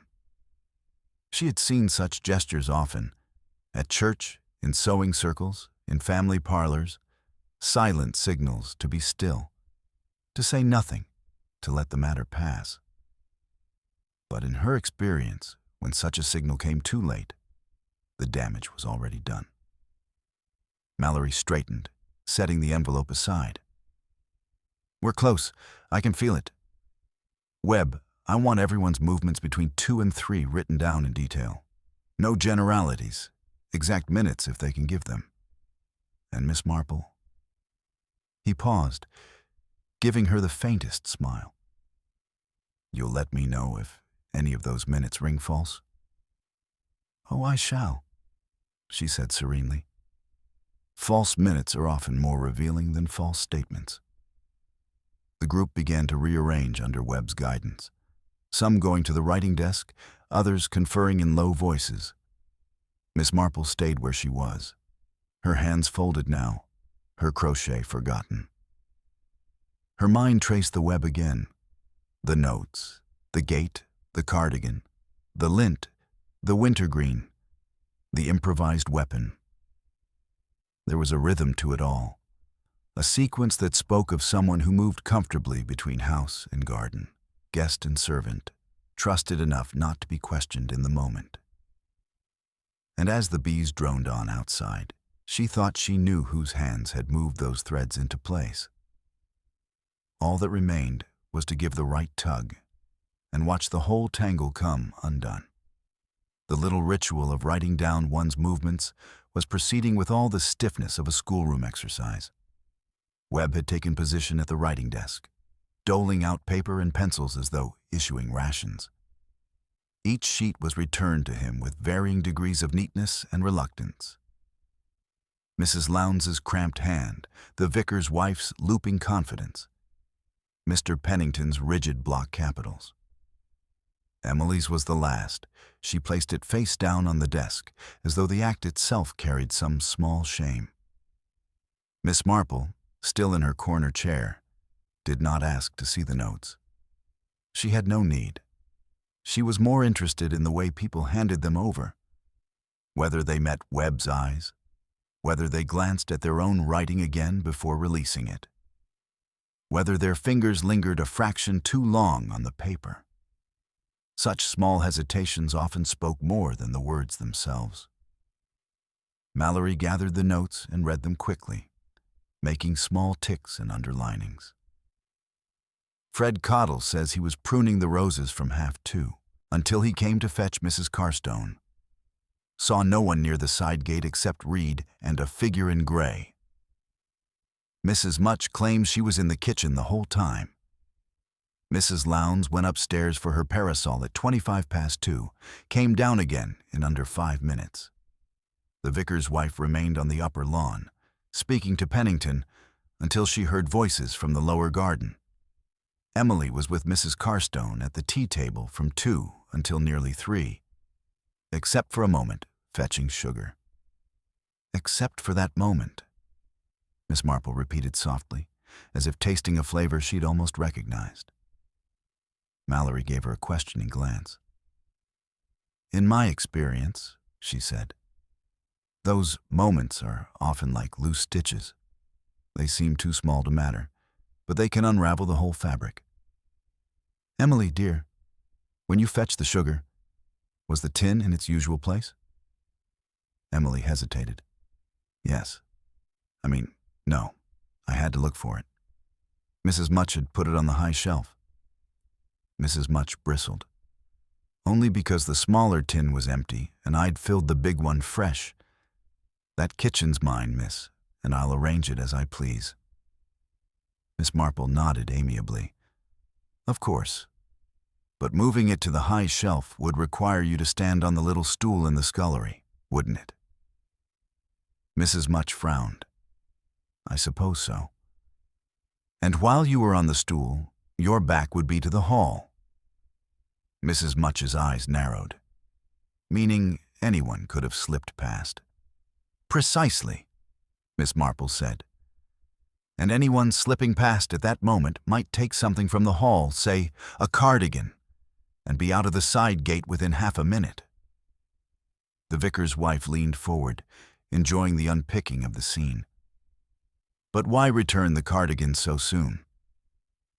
"To put suspicion where they wanted it," Miss Marple said. "Had the cardigan vanished entirely, we might think it stolen by a stranger. But returned, with a note inside?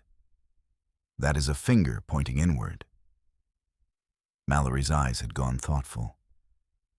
"So they take the cardigan, meet Reed, kill him, dispose of the weapon, then slip the cardigan back, petals brushed off, note tucked in, and take their place again as if nothing happened. And only someone confident of moving through both house and garden without challenge could do that." Miss Marple added, "A guest would be noticed, a servant less so, but they too have their duties, which might place them elsewhere. No, the person must be able to cross those boundaries freely." She let her eyes drift to the group, resting momentarily on each face.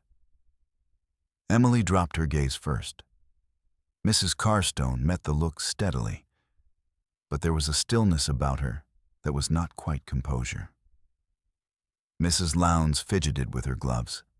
The vicar's wife tilted her head as if weighing the odds in someone else's card game. Webb cleared his throat. "Inspector, there's something else. I sent a man to check the lane beyond the stile. Again. He found this in the grass. Half a pressed violet, stem snapped." Mallory took it in his palm, glancing at Miss Marple. "From Mr. Reed's hatband," she said at once, "which means it came loose after he left the inn. If it was found beyond the stile, he must have gone that way after meeting the woman at the gate, or with her." "And if she was wearing the cardigan," Mallory said, "then she went with him as far as the stile." Miss Marple inclined her head. That would be the moment to strike, if she feared being seen in the garden. The stile is screened by the hedge, and the ground there is firm enough to leave few traces, except perhaps a heel print in the rut. A quick thrust, a few quiet words, and the body could be led or half carried back to the wisteria bed. Then she could leave by the gate again and return the cardigan. There was a small stir at this picture, some shifting unease in chairs, the faint catch of breath from Emily's direction. Mallory pocketed the violet fragment. "It's a theory, but I need more than that." Miss Marple's tone was serene. "You will have it, because whoever killed Mr. Reed did so not only to stop the boundary change. That would have been business, and business allows for other remedies. No, this was personal as well. There was some connection between them. Resentment, perhaps, or betrayal. And the boundary was merely the excuse." Pennington, who had been silent until now, cleared his throat. "Reed was not a popular man, Inspector. He had a way of prizing into matters that weren't his. If he had dirt on someone—" "Yes," Miss Marple said. "And such dirt is often kept in memory rather than in paper, for the very reason that it can't be burned or locked away. If Reed had such knowledge, he might hint at it, perhaps even to the wrong person at the wrong moment." Mallory's eyes moved from Pennington to Emily, then to Mrs. Carstone. If that person knew their life here depended on him keeping quiet. The rest went unspoken. Outside, the bees droned on, heedless. The wisteria's perfume was heavy now, almost cloying in the still air, and Miss Marple thought fleetingly of the pressed violet in the hatband. Fragile, deliberate, and telling in its way. People kept such tokens for their own reasons. Affection, nostalgia, or as a silent marker of a promise made long ago. She folded her hands. "Inspector, there is one more thing. When I saw Mr. Reed's body, there were petals on his jacket that did not match the wisteria above him. They were smaller, darker, violet petals. That means they were there before he reached the trellis." Mallory's eyes narrowed. "So the killing didn't happen in the garden at all?" "No," Miss Marple said softly. "It happened at the stile. And someone brought him back, so it would seem as though he died here, in this peaceful place. That someone wanted the murder to be part of the garden's story, perhaps because it linked to the cardigan, or to Mrs. Carstone, or to the note about settling things between themselves. And who would think to stage it so?" Mallory asked. Miss Marple allowed herself the faintest of smiles. "Someone who understands how easily appearances are accepted in a village. If a man is found under wisteria, people will believe he died under wisteria. If a cardigan is found with a note inside, they will believe the wearer of the cardigan was the intended or intended killer.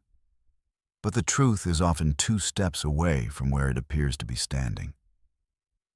Mallory nodded slowly, then turned to Webb. Bring Emily in to speak with me alone. Mrs. Carstone can wait here. And Miss Marple?" He gave her a look that carried both respect and challenge. "Stay close." "As you wish," she said. But in her own mind, she knew that the next conversation would be decisive. She had seen enough in Emily's posture, in the stiffness of her silences, to know the girl was bound up in this somehow.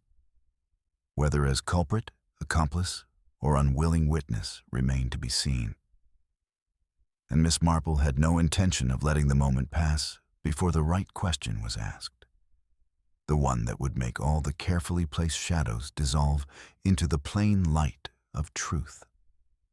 Emily came into the library as if stepping into a draft she had been dreading.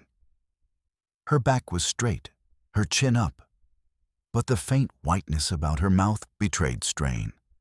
Mallory stood near the desk, the notes and the pressed violet on the blotter before him.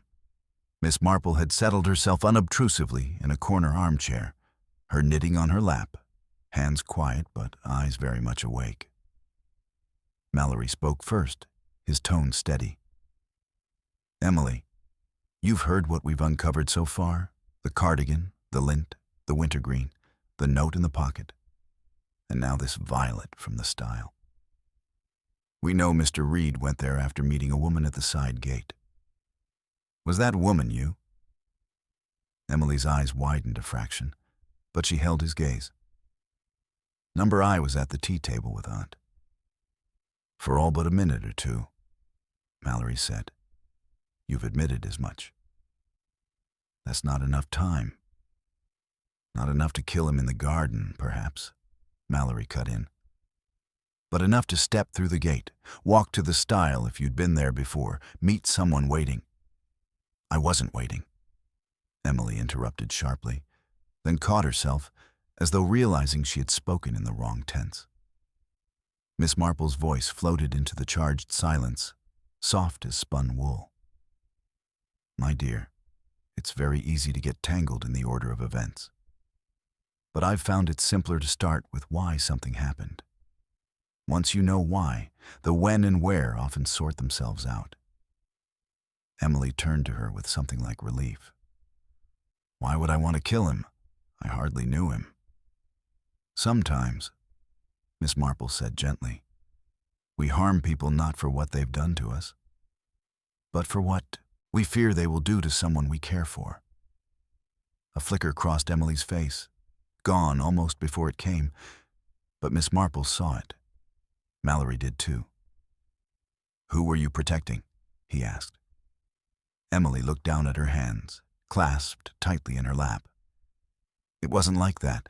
I didn't—" She broke off, drawing a slow breath. "I went to the stile yesterday evening. Mr. Reed had sent me a note. Slipped it under the ivy pot on the terrace. He wanted me to meet him to talk about Aunt. He said there was something I ought to know before the boundary matter came to a head." Mallory leaned forward slightly. "What did he tell you?" "That Aunt was in trouble. That Fairfax meant to use the deed to force her to sell part of the lower field, and that if she didn't, he'd make public something from years ago. A scandal involving my uncle." Emily's voice dropped. "He didn't say what, only that Aunt would do anything to keep it quiet. And then he hinted that I might help by persuading Aunt to agree to his terms." "His terms?" Miss Marple asked, her tone mild, as though inquiring after the ingredients of a pudding. Emily's color rose. "He wanted me to convince her to sign over the land. In exchange, he'd ensure the scandal stayed buried. He made it sound like it was for her own good, but—" She hesitated. There was something in the way he spoke. It wasn't about helping Aunt. It was about winning. He liked the idea of making her bend. Mallory said, "And you agreed to meet him again today?" Emily shook her head. "I told him I wouldn't help. But he laughed. Said I'd change my mind after I'd had the night to think about what losing the land might do to us." She swallowed. This morning, I found another note in the same place. Just 3 o'clock. Shade. No signature. I thought maybe he was going to try again. I didn't want Aunt involved, so I decided to go in her place. I took her cardigan so if anyone saw us from a distance, they'd think it was her. Miss Marple's eyes softened. That was a dangerous kindness, my dear. Emily's hands twisted together. When I got to the stile, he was already there. He started talking straight away about how clever I was to come instead, how we could settle it ourselves. I told him I had nothing to say. He stepped closer. He smelled of something sharp, not flowers. And then, she hesitated, searching for the words. Then I heard someone behind me, just at the bend in the lane. Reed turned his head. I turned too, but before I could see, he gasped. I thought he'd stumbled, but he fell, straight down. There was no sound, no cry. And then whoever was behind me pushed past. I couldn't see their face, only that they were wearing a pale hat. Mallory's voice was very quiet. And you didn't follow them? Emily shook her head. I froze. When I moved again, Reed was... There was nothing I could do. I panicked. I thought if I stayed, it would look like I'd killed him. I ran back through the gate, hung the cardigan where it was, and went straight to Aunt at the tea table. She didn't even notice I'd been gone more than a few minutes. Miss Marple studied her a moment longer. You didn't tell anyone about the pale hat before now. Because I didn't want it to come back to Aunt, Emily said. She's the only one here with a hat like that, except Mrs. Lowndes. But Mrs. Lowndes was upstairs. Miss Marple's gaze drifted to the morning room in her mind's eye, to the neat row of hats on the stand. Mrs. Lowndes' hat has a darker ribbon. The one you saw, was the crown smooth or dimpled? Emily thought. Smooth. Then it wasn't your aunt's, Miss Marple said. It was the vicar's wife's. Mallory's head turned sharply. Mrs. Ingham? Yes, Miss Marple said calmly. She's the right height. She uses wintergreen, and she's one of the few here who could walk from the upper lawn to the stile without raising comment. She could say she was visiting a parishioner or inspecting the churchyard. And she has known the Fairfaxes for years. Emily stared. But why would she kill him? Miss Marple's hands rested lightly on her knitting. Because she had the same reason Mr. Reed claimed your aunt had. Something in her past she would not have the village here. Mr. Reed was not above pressing such matters when it suited him. I imagine he threatened her first, and when she saw him pursuing your aunt as well, she decided the surest way to stop him was permanent. Mallory considered this in silence, then said, And the cardigan? She took it from the hall when Mrs. Much's back was turned, Miss Marple said. She wore it over her own dress when she went to the stile, so that from a distance she'd look like Mrs. Carstone.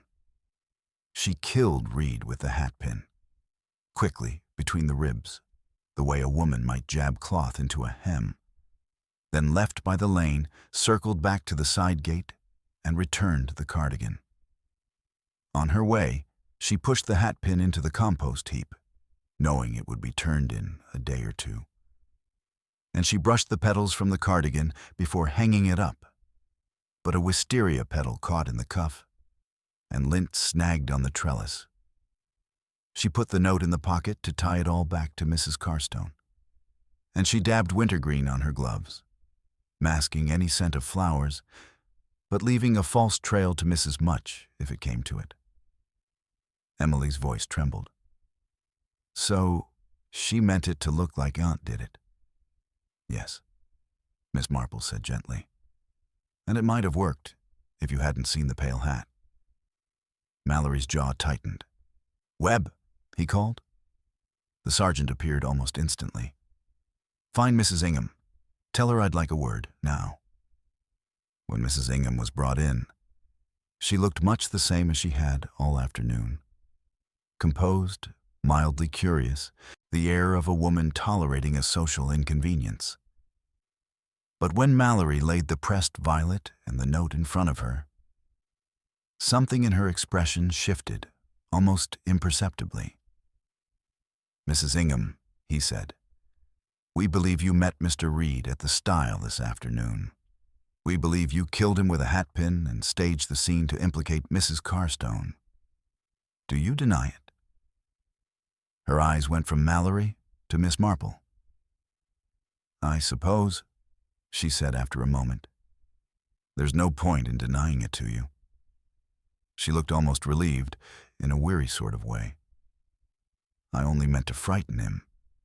But he smirked. Oh, how he smirked. As if I were one more parishioner to manage.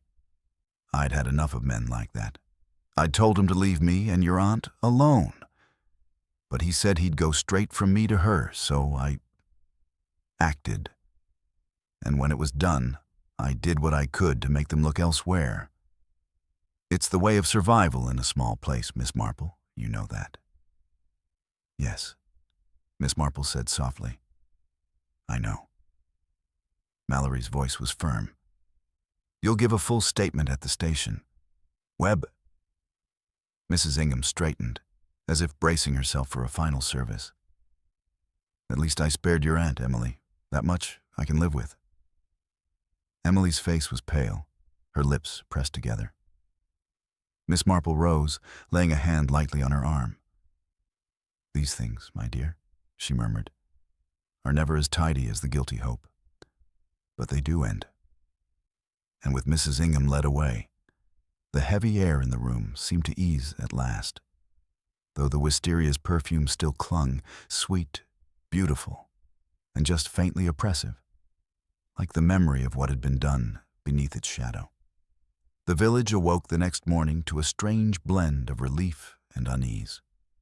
Word of Mrs. Ingham's arrest had traveled faster than the milk cart, and by the time the post was delivered, speculation had already reached every parlor, shop, and pub within a mile of the green. Those inclined to sympathy shook their heads over poor Beatrice and murmured about the pressure of appearances. Those less charitable nodded knowingly, as though they had long suspected something amiss behind her tidy front garden and immaculate pew. At the Blue Hart, Mr. Reed's room had been cleared, his personal effects collected under the watchful eye of Sergeant Webb. The Fairfax deed was not among them, nor in the locked case, which had yielded only his correspondence and the second unsigned note. As Miss Marple had quietly told Mallory the night before, it had almost certainly been removed at the stile before the murder and destroyed or hidden somewhere no constable would think to look. Mrs. Ingham, in her statement, had claimed she had no interest in the deed itself, only in silencing Reed before he could use his knowledge against her or Mrs. Carstone. Whether that was entirely true, Miss Marple left to the inspector's satisfaction. By late morning, the garden at the Carstone house had resumed, something like its usual summer rhythm. The wisteria drooped in gentle cascades, bees working through the blossoms as if yesterday's violence had been a passing storm. Fred Cottle moved among the rose beds with a deliberate slowness, the kind that comes after a shock, while Mrs. Much hung linens on the line with more force than was strictly necessary. Mrs. Carstone, for her part, was pouring tea at the small table in the morning room when Miss Marple arrived. Emily was there too, pale but composed, her hands wrapped around her cup as though for warmth. "My dear Miss Marple," Mrs. Carstone said, with a dignity that had survived the ordeal, "I hardly know how to thank you. Inspector Mallory has been most civil, but I do not deceive myself. Without your observations, I should still be under suspicion, and my niece in even greater distress." Miss Marple smiled gently. "Oh, I'm sure the truth would have come out in time. But in matters of this sort, it is often better for everyone if it comes sooner rather than later. The longer suspicion lingers, the more harm it does, especially in a village. Emily's eyes met hers with a mixture of gratitude and lingering shock. I should have told the inspector about the pale hat straight away. I was afraid. She broke off, shaking her head. But I suppose fear only makes the wrong things easier to believe. It does, my dear, Miss Marple said. And sometimes, in trying to protect someone, we make them more vulnerable. But you did have the courage to speak when it mattered most. Mrs. Carstone set down her cup. Beatrice Ingham's confession. I still cannot quite believe it. She and I have been on every committee together for the last 15 years. We have disagreed, certainly, but I never thought. It is often those we think incapable of certain acts who prove otherwise, Miss Marple said, her voice mild. Not because they are wicked in the ordinary sense, but because a moment comes when they feel cornered. A small village is rather like a greenhouse. Everything grows quickly, including the pressure of what people think. Emily shivered slightly. Do you think she truly meant to spare Aunt? Or was that just another way of excusing herself? Miss Marple considered. I think she may have told herself she was sparing someone. But good intentions are sometimes the most dangerous justification of all. Once you believe the end is noble, you stop examining the means. A knock at the open door announced the arrival of Mallory himself, looking a little less severe than he had the day before. I thought I'd find you here, Miss Marple, he said. I wanted to tell you the formalities are done. Mrs. Ingham has signed a full statement. The Crown will decide how to proceed. But there's no doubt she was the one at the stile. Webb found her hat hidden at the bottom of her linen chest. Smooth crown, pale straw, just as Emily described. Mrs. Carstone gave a short, almost incredulous laugh. Hiding it in her own home. I should have thought she'd put it in the church jumble sale at least. She said she couldn't bear to destroy it, Mallory replied. Said it was her best hat. That, Miss Marple murmured, is very human. We often keep the very things that condemn us. A memento is a memento, even if it ought not to be. Mallory nodded, his eyes narrowing with curiosity. There's one thing I still can't quite pin down. How did you know to look at Mrs. Ingham, Miss Marple? Before Emily mentioned the hat, you were already watching her. Miss Marple's smile deepened, though her tone was modest. Oh, a combination of little things. She is one of the few in the village who still uses wintergreen regularly. She can move about without attracting attention, visiting parishioners, walking in the churchyard. She has known the Fairfaxes for years, which gave her a reason to be interested in the boundary matter. And then there was her behavior yesterday. Never over-anxious to speak, but always alert to what was being said.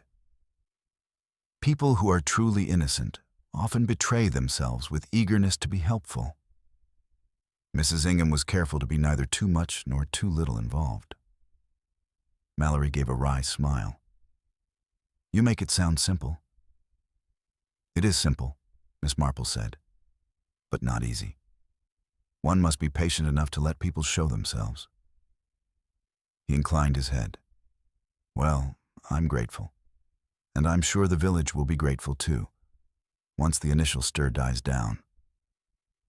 When he had gone, Mrs. Carstone turned to Miss Marple. Do you think we shall be left in peace now? Miss Marple sipped her tea. For a time, perhaps. But peace in a village is like the wisteria.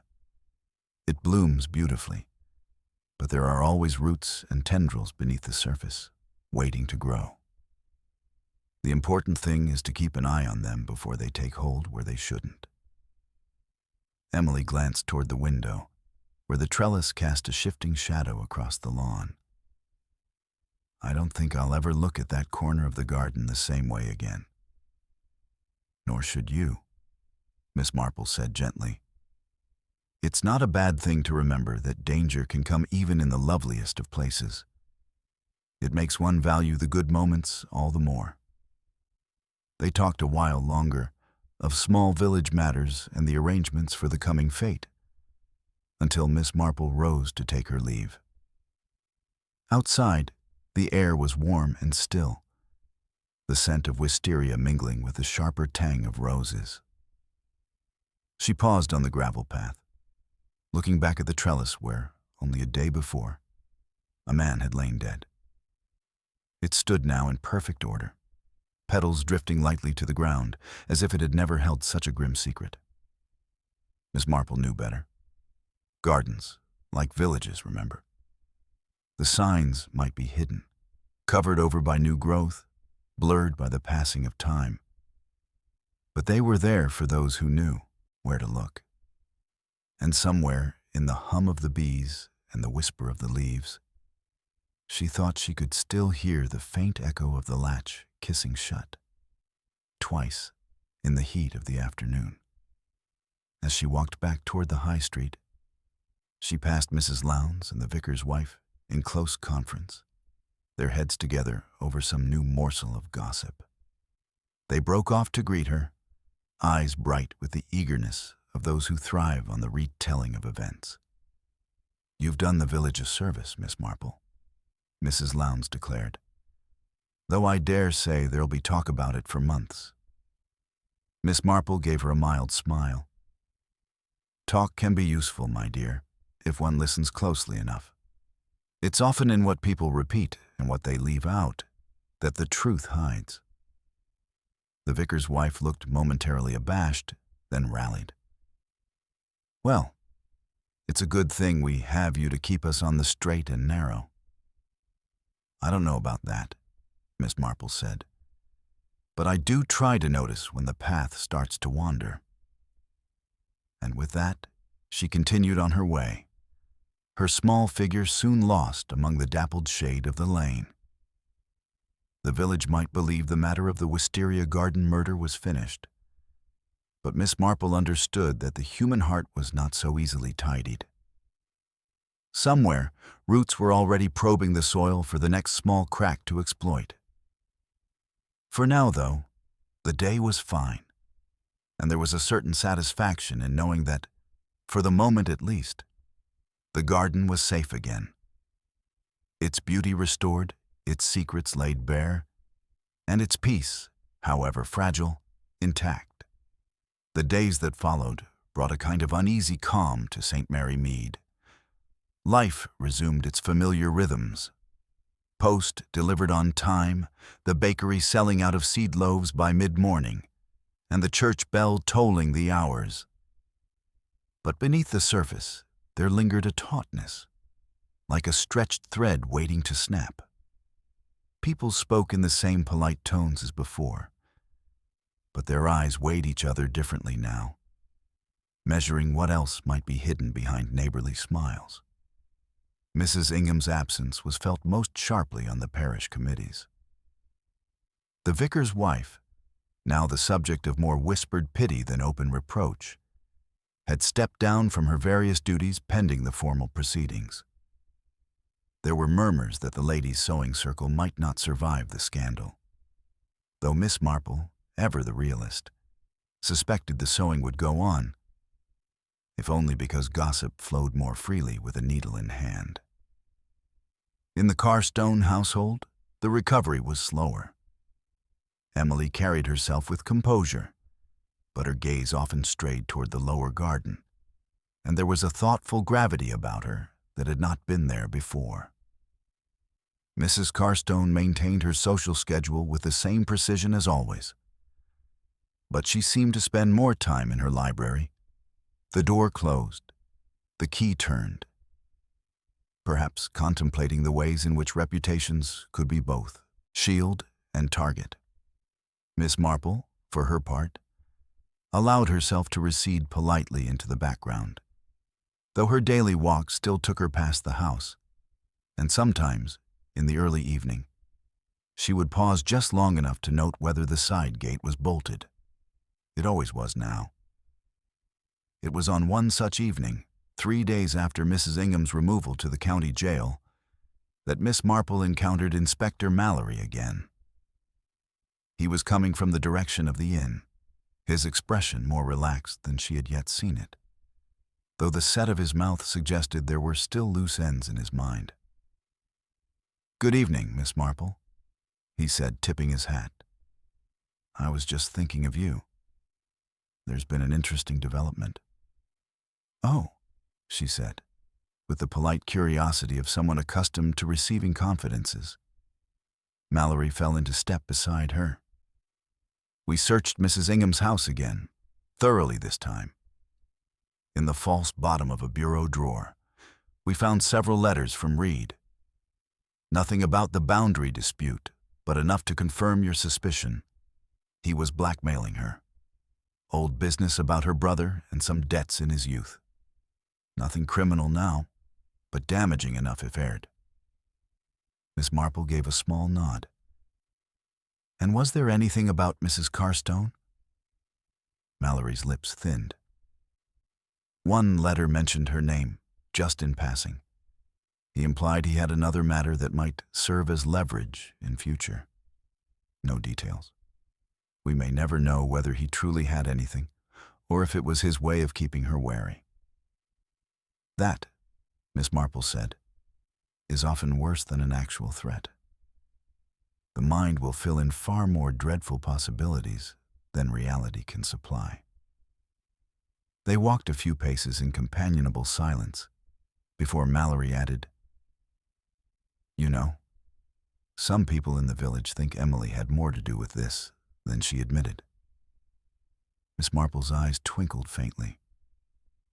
"Some people will always prefer a younger, prettier suspect, so much more interesting to discuss over tea. But I believe Emily told us the truth, as far as she knew it. She did not strike the blow. If she had, she would have thought of a better place to hide the hatpin than the compost heap." Mallory chuckled under his breath. "You've a way of making these things sound almost domestic." "They are domestic, Inspector," Miss Marple replied. "Murder in a village is very seldom a grand affair. It grows out of the same soil as our neighborly quarrels and our petty resentments. One simply has to see which root has run too deep." When they parted, Miss Marple continued her walk, turning the conversation over in her mind. She knew there would be more talk before the village settled entirely. Some would try to turn the Wisteria Garden Murder into a cautionary tale about women's tempers, others into a moral about the dangers of outsiders meddling in local affairs. But the truth, she reflected, was that it was simply another reminder of what she had always known, that the calmest surfaces can conceal the most turbulent depths. The next morning brought a small, almost comical coda to the affair. Fred Cottle arrived at Miss Marple's gate, holding a battered tin box. "Found this under the old potting bench, miss," he said. "Bit of a mess, but thought you ought to see it before I give it to the inspector." Inside, wrapped in oilcloth, was a small sheaf of papers. Copies of old deeds, letters in Reed's hand, and one envelope addressed to Fairfax in London. Whatever Mrs. Ingham had claimed about not caring for the deed itself, Miss Marple could see she had ensured it was well out of sight. "Dear me," she murmured. Even in the end, she was tidying up. Fred scratched his head. Never thought the garden would be mixed up in such things. Always figured the worst trouble it'd see was a bit of blight. "Gardens can be very instructive places, Fred," Miss Marple said. "Things grow there that you never planted, and sometimes you don't see them until they've taken over entirely." By midday, Mallory had the papers in hand, his satisfaction evident. "This will help tie the case up neatly," he told her. "Fairfax may not thank us, but it makes Mrs. Ingham's motive that much clearer." Miss Marple only smiled. Neatness is not always the same as justice, Inspector, but I dare say it will do. The summer rolled on, as summers do, the shock of recent events fading into the background hum of village life. Yet, when the garden party was held a fortnight later, postponed, but not cancelled, the Wisteria corner was left curiously unadorned. No chairs or tables were set there, no guests lingered in its shade. People glanced at it now and then, but their conversations moved on quickly, as if in tacit agreement to let the past remain just behind the trellis.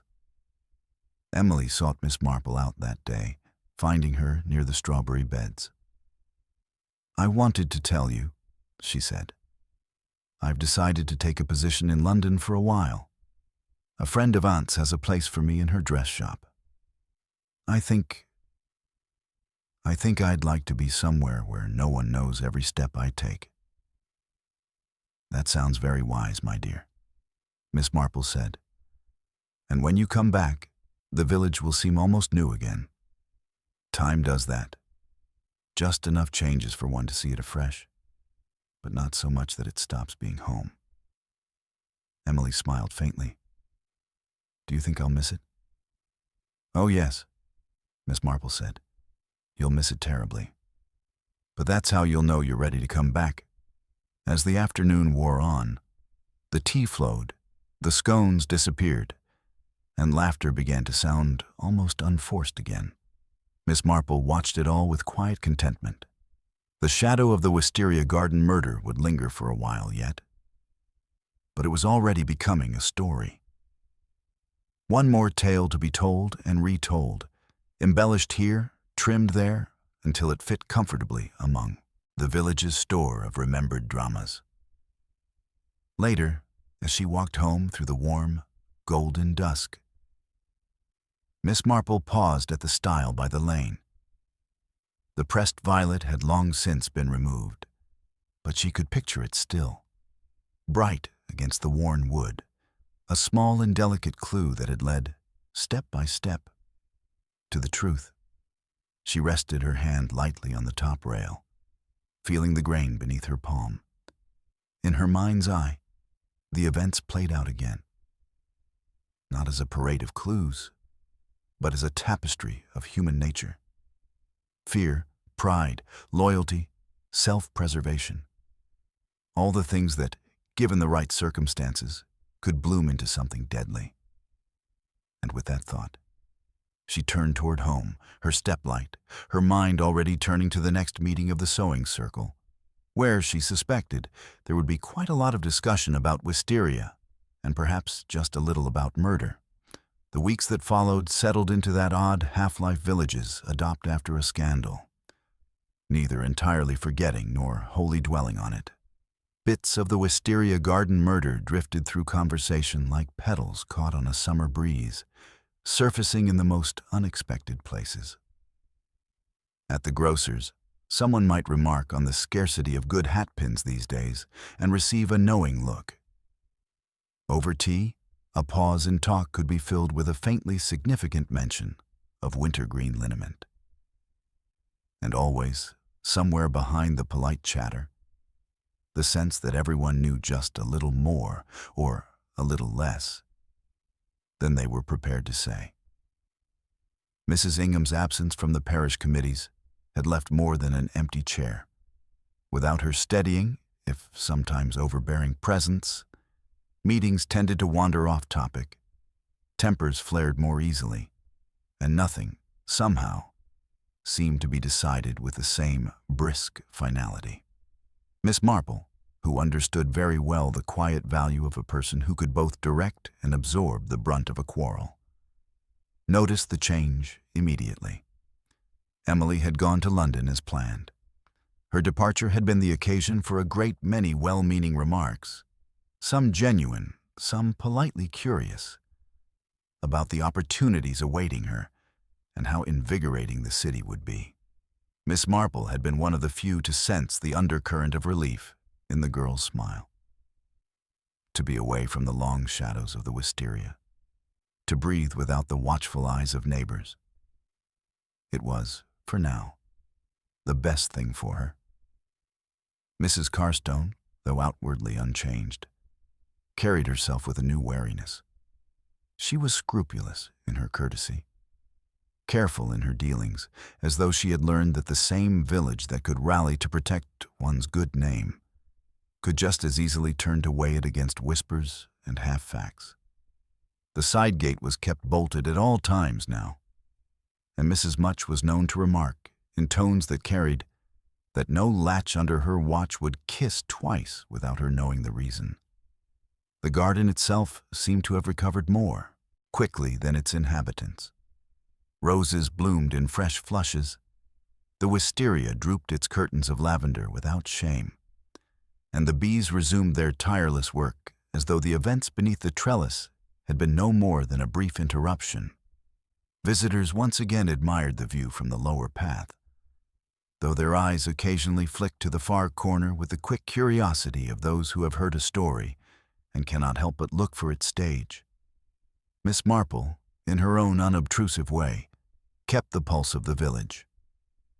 She heard the shifting tone of the talk in the post office, the sudden quiet when certain names were mentioned, the slow settling of the incident into the annals of that dreadful business, which in time would sit alongside past scandals as a tale to be revived on rainy afternoons.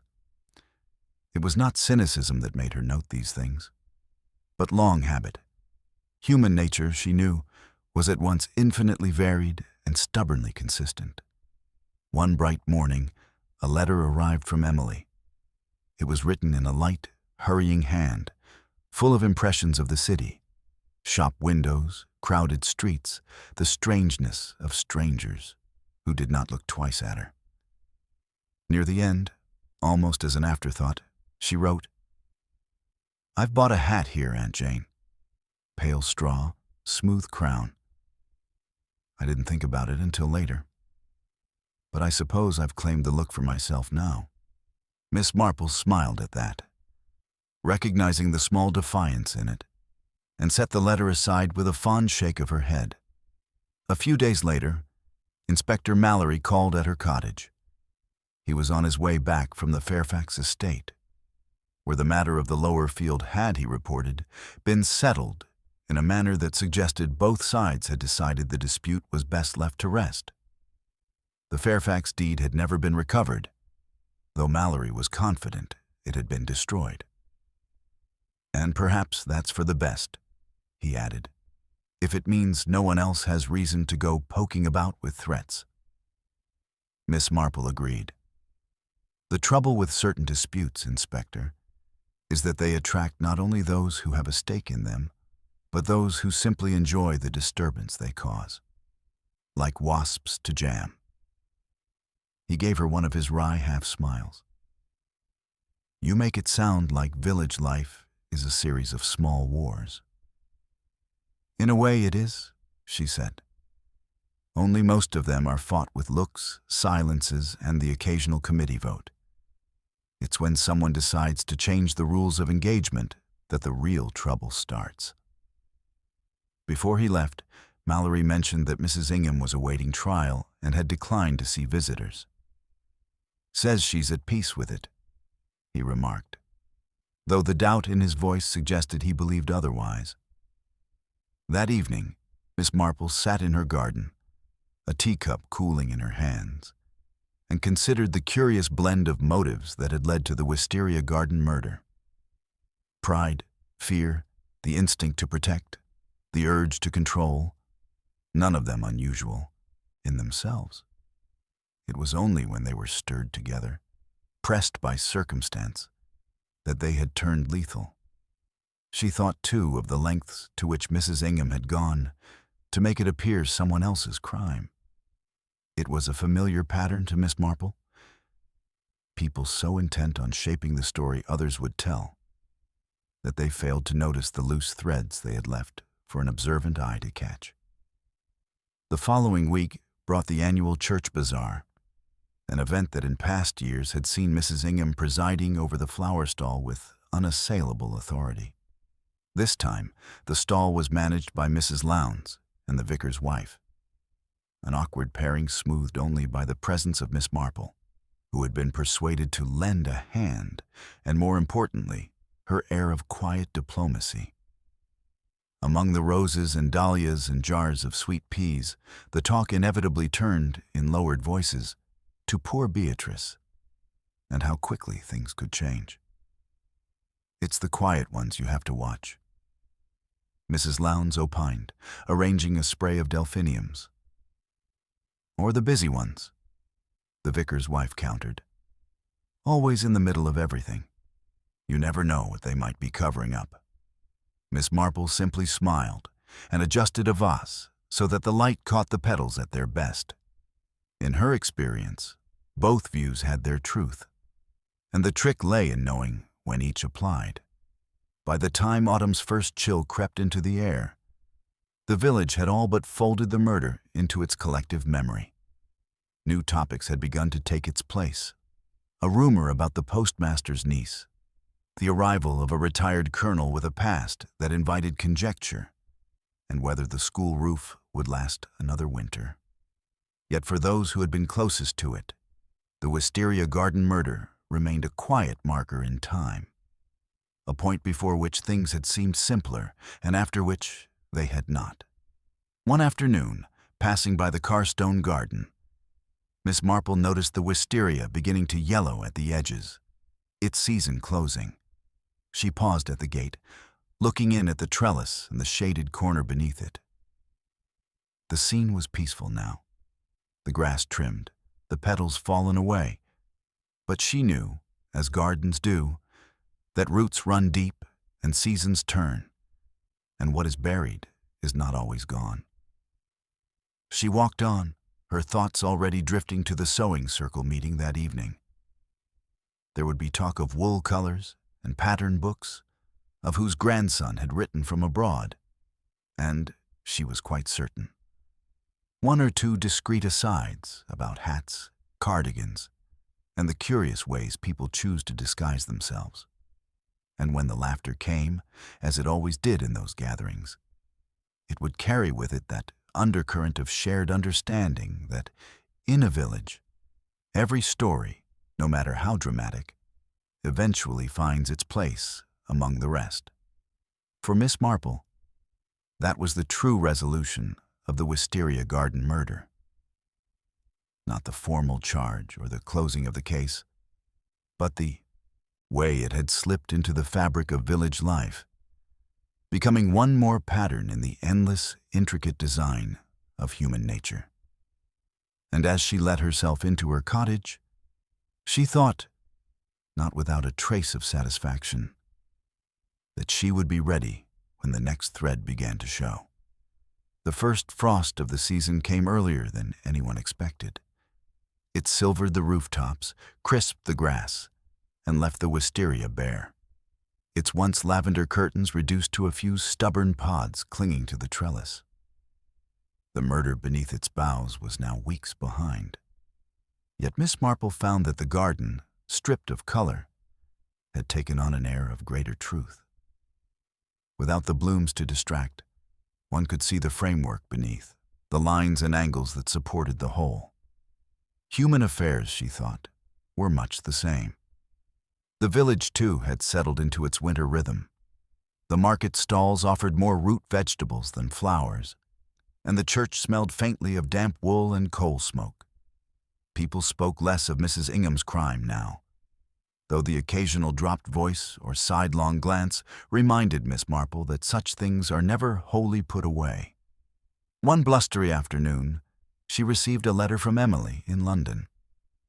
The writing was brisk, with fewer flourishes than before, as if the city had taught her to be economical with both her time and her pen. "Aunt Jane," it read, "I've found my footing here. The shop is busy, and I've even helped design a window display. Still, there are moments, usually in the evening, when I think of the garden and the quiet. I realize now that I miss the certainty of the village, even with its gossip. I will come home for Christmas." Miss Marple folded the letter with care, noting the change in tone. Emily was growing into herself. Perhaps when she returned, the village would seem smaller but safer to her. Or perhaps she would see it for the intricate web it truly was. That very week, Inspector Mallory called again, his coat marked with the faint white of salt from the road. "I've just come from the jail," he said, after Miss Marple had poured the tea. "Mrs. Ingham's trial will be after Christmas. She's not fighting it. Claims she'd rather have it done than spend months in limbo."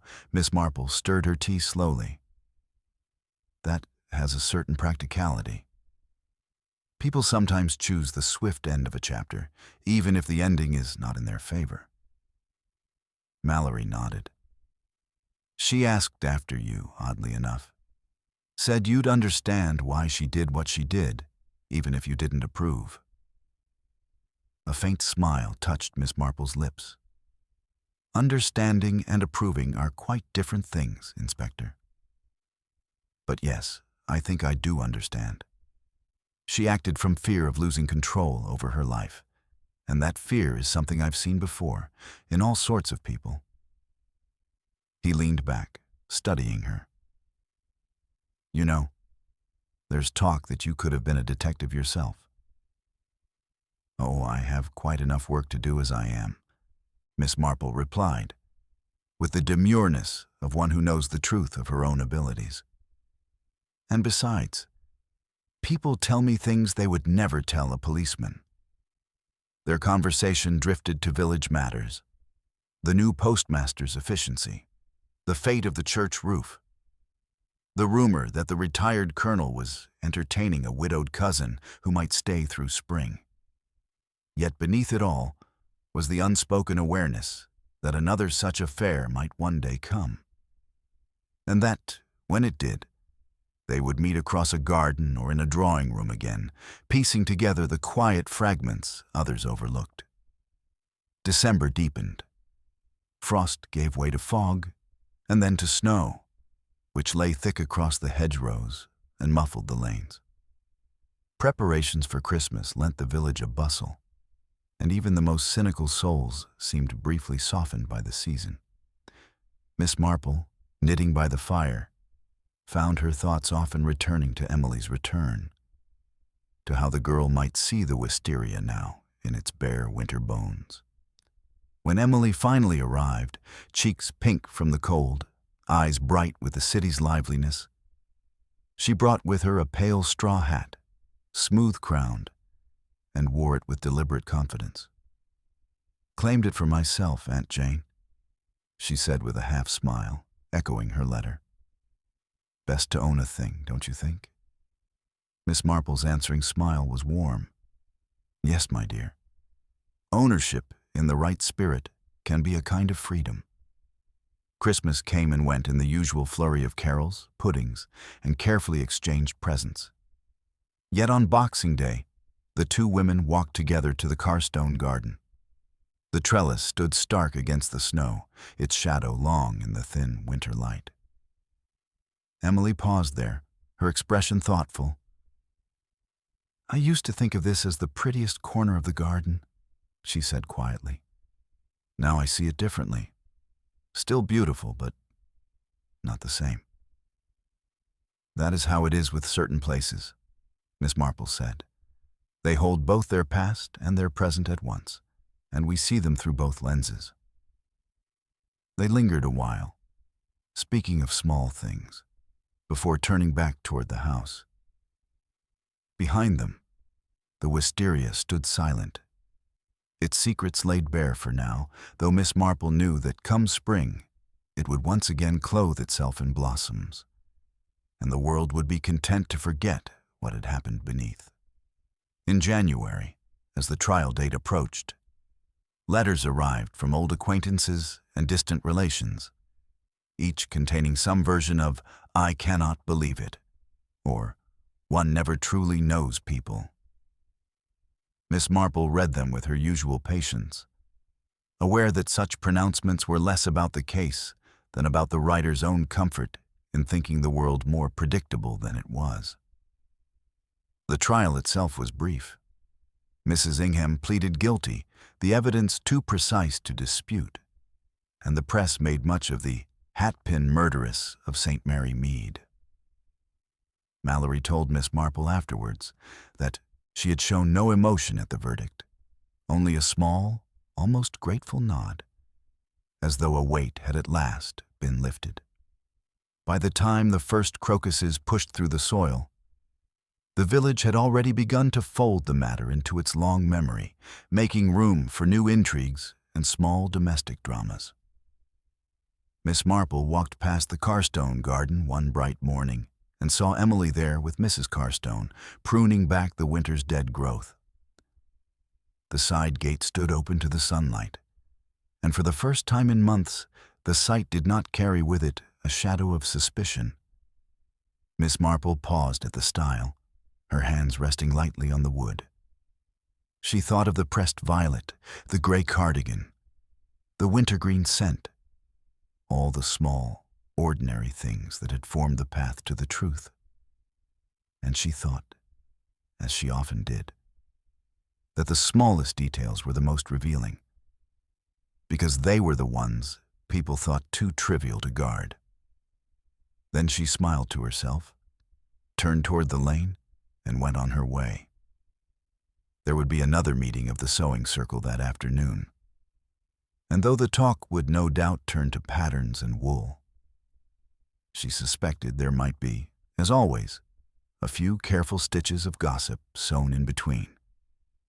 For in St. Mary Mead, as in all villages, life was a patchwork of the everyday and the extraordinary, bound together by the quiet, persistent thread of human nature. And Miss Marple knew that, so long as that thread ran, there would always be work for her watchful eyes. The slow turning of the seasons brought St. Mary Mead into a soft and forgiving spring. By late March, the hedgerows were flecked with primroses, and the air held that faint green smell of things waking from the earth. The wisteria at the Carstone garden was showing its first shy buds, tightly furled against the promise of bloom. Emily had stayed on through the winter and into the new year. London, she had decided, could wait.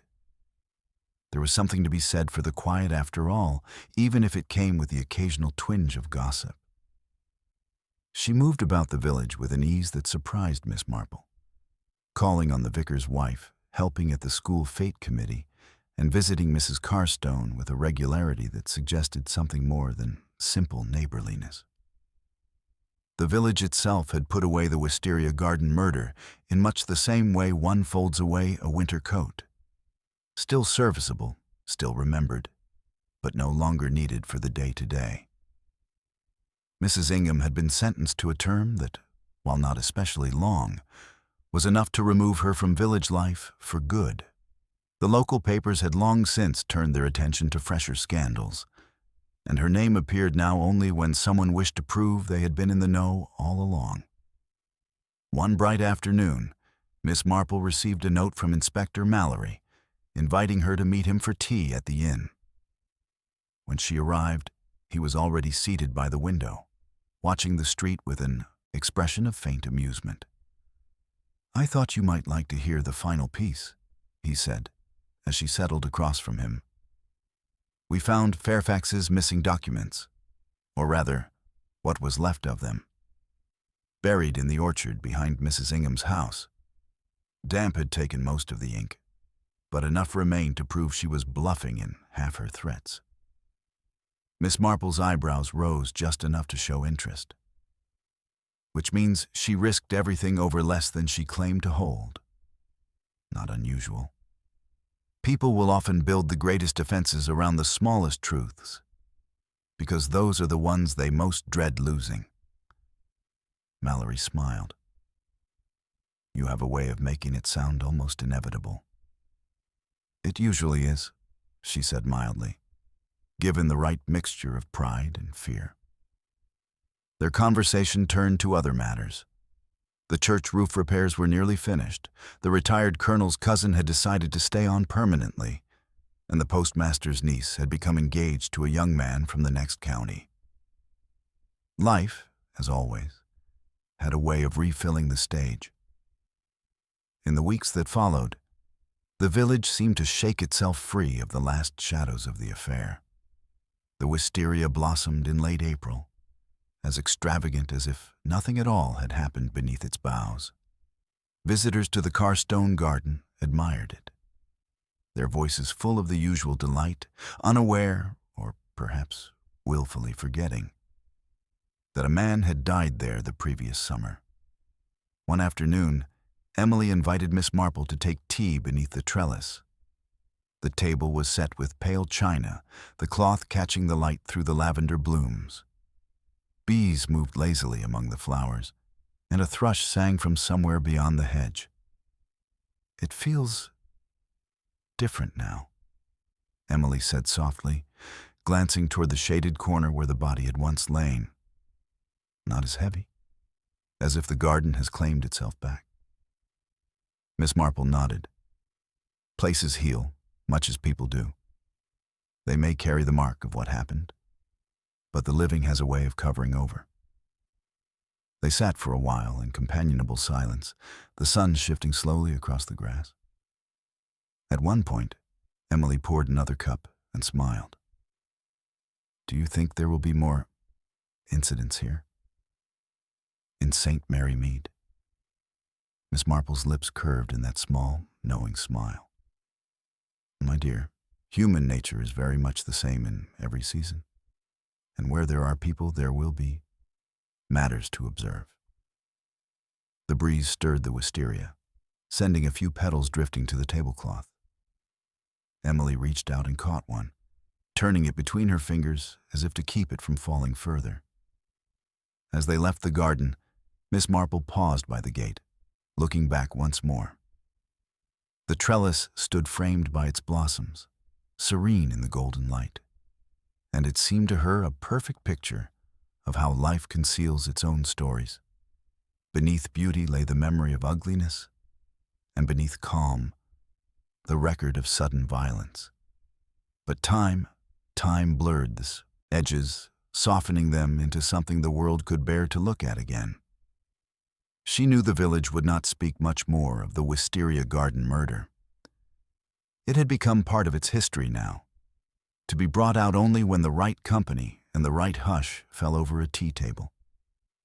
And when it was told, it would be trimmed and tidied, much as Mrs. Ingham herself had tried to tidy the truth, leaving just enough for those listening to think they understood. Miss Marple smiled faintly to herself as she walked home. She was in no hurry. Spring was young, the evenings were lengthening, and there would be, she was quite certain, other threads to follow in due course. The summer that followed was one of the gentlest in living memory. Warm without being oppressive, the gardens in full, confident bloom. St. Mary Mead seemed almost to have forgotten the Wisteria Garden Murder, though in truth it had simply tucked it away among its other long-held tales, kept ready for those quiet afternoons when the talk needed something a touch more thrilling than the weather. It was on one such afternoon, a year to the day since the discovery in the Carstone Garden, that Miss Marple found herself again seated beneath the trellis. Emily, now firmly settled back in village life, poured the tea with easy hands, the pale straw hat resting on the table beside her. Bees hummed in the blossoms overhead, and the air was filled with that heavy sweetness peculiar to wisteria in its prime. "I sometimes think," Emily said, "that I must have imagined it all. That day, the crowd, the policeman, it feels like another life." "That," Miss Marple replied, "is the way of events which upset the ordinary pattern. Once the pattern resumes, the mind prefers to smooth away the disruptions. But we do well to remember the truth of them, even when the edges fade." Emily looked at her curiously. "Do you ever wish you didn't see so much? That you didn't notice the little things others miss?" Miss Marple's smile was mild. "Noticing is not a choice, my dear. One sees or one does not. And often, it is the small things that lead one to the truth." She reached for her cup, her mind drifting back to those first days of the case. The pressed violet at the stile, the faint scent of wintergreen, the cardigan folded so precisely. Each detail had been ordinary in itself, easily overlooked, but together they had formed the clear picture of Mrs. Ingham's fear and calculation. The inspector had followed the larger clues, the quarrels, the boundary disputes, the letters in Reed's hand. But it had been the quiet domestic signs, the ones that belonged to a woman's habits, that had told Miss Marple the story no one else could read. She remembered, too, the final confirmation, the way Mrs. Ingham's voice had caught, ever so slightly, when Miss Marple had mentioned the Wisteria gate being kissed open. It had been the reaction of someone who saw more in the word than was spoken. That was when Miss Marple had known for certain that Mrs. Ingham had gone into the garden herself that day, not to enjoy the flowers, but to silence a man who threatened her standing. And yet, even now, she felt no triumph in it, only the quiet understanding that people act from the forces that govern them: pride, fear, love, resentment. Mrs. Ingham's downfall had been written in those forces long before the murder took place. Reed had merely provided the spark. Emily's voice brought her back. "I suppose," the girl said, "that's what makes you so good at these things. You don't just ask who did it. You ask why." Miss Marple regarded her for a moment, then inclined her head. "Yes, Emily, because the who without the why is only half the truth. And the why is always, in the end, about human nature."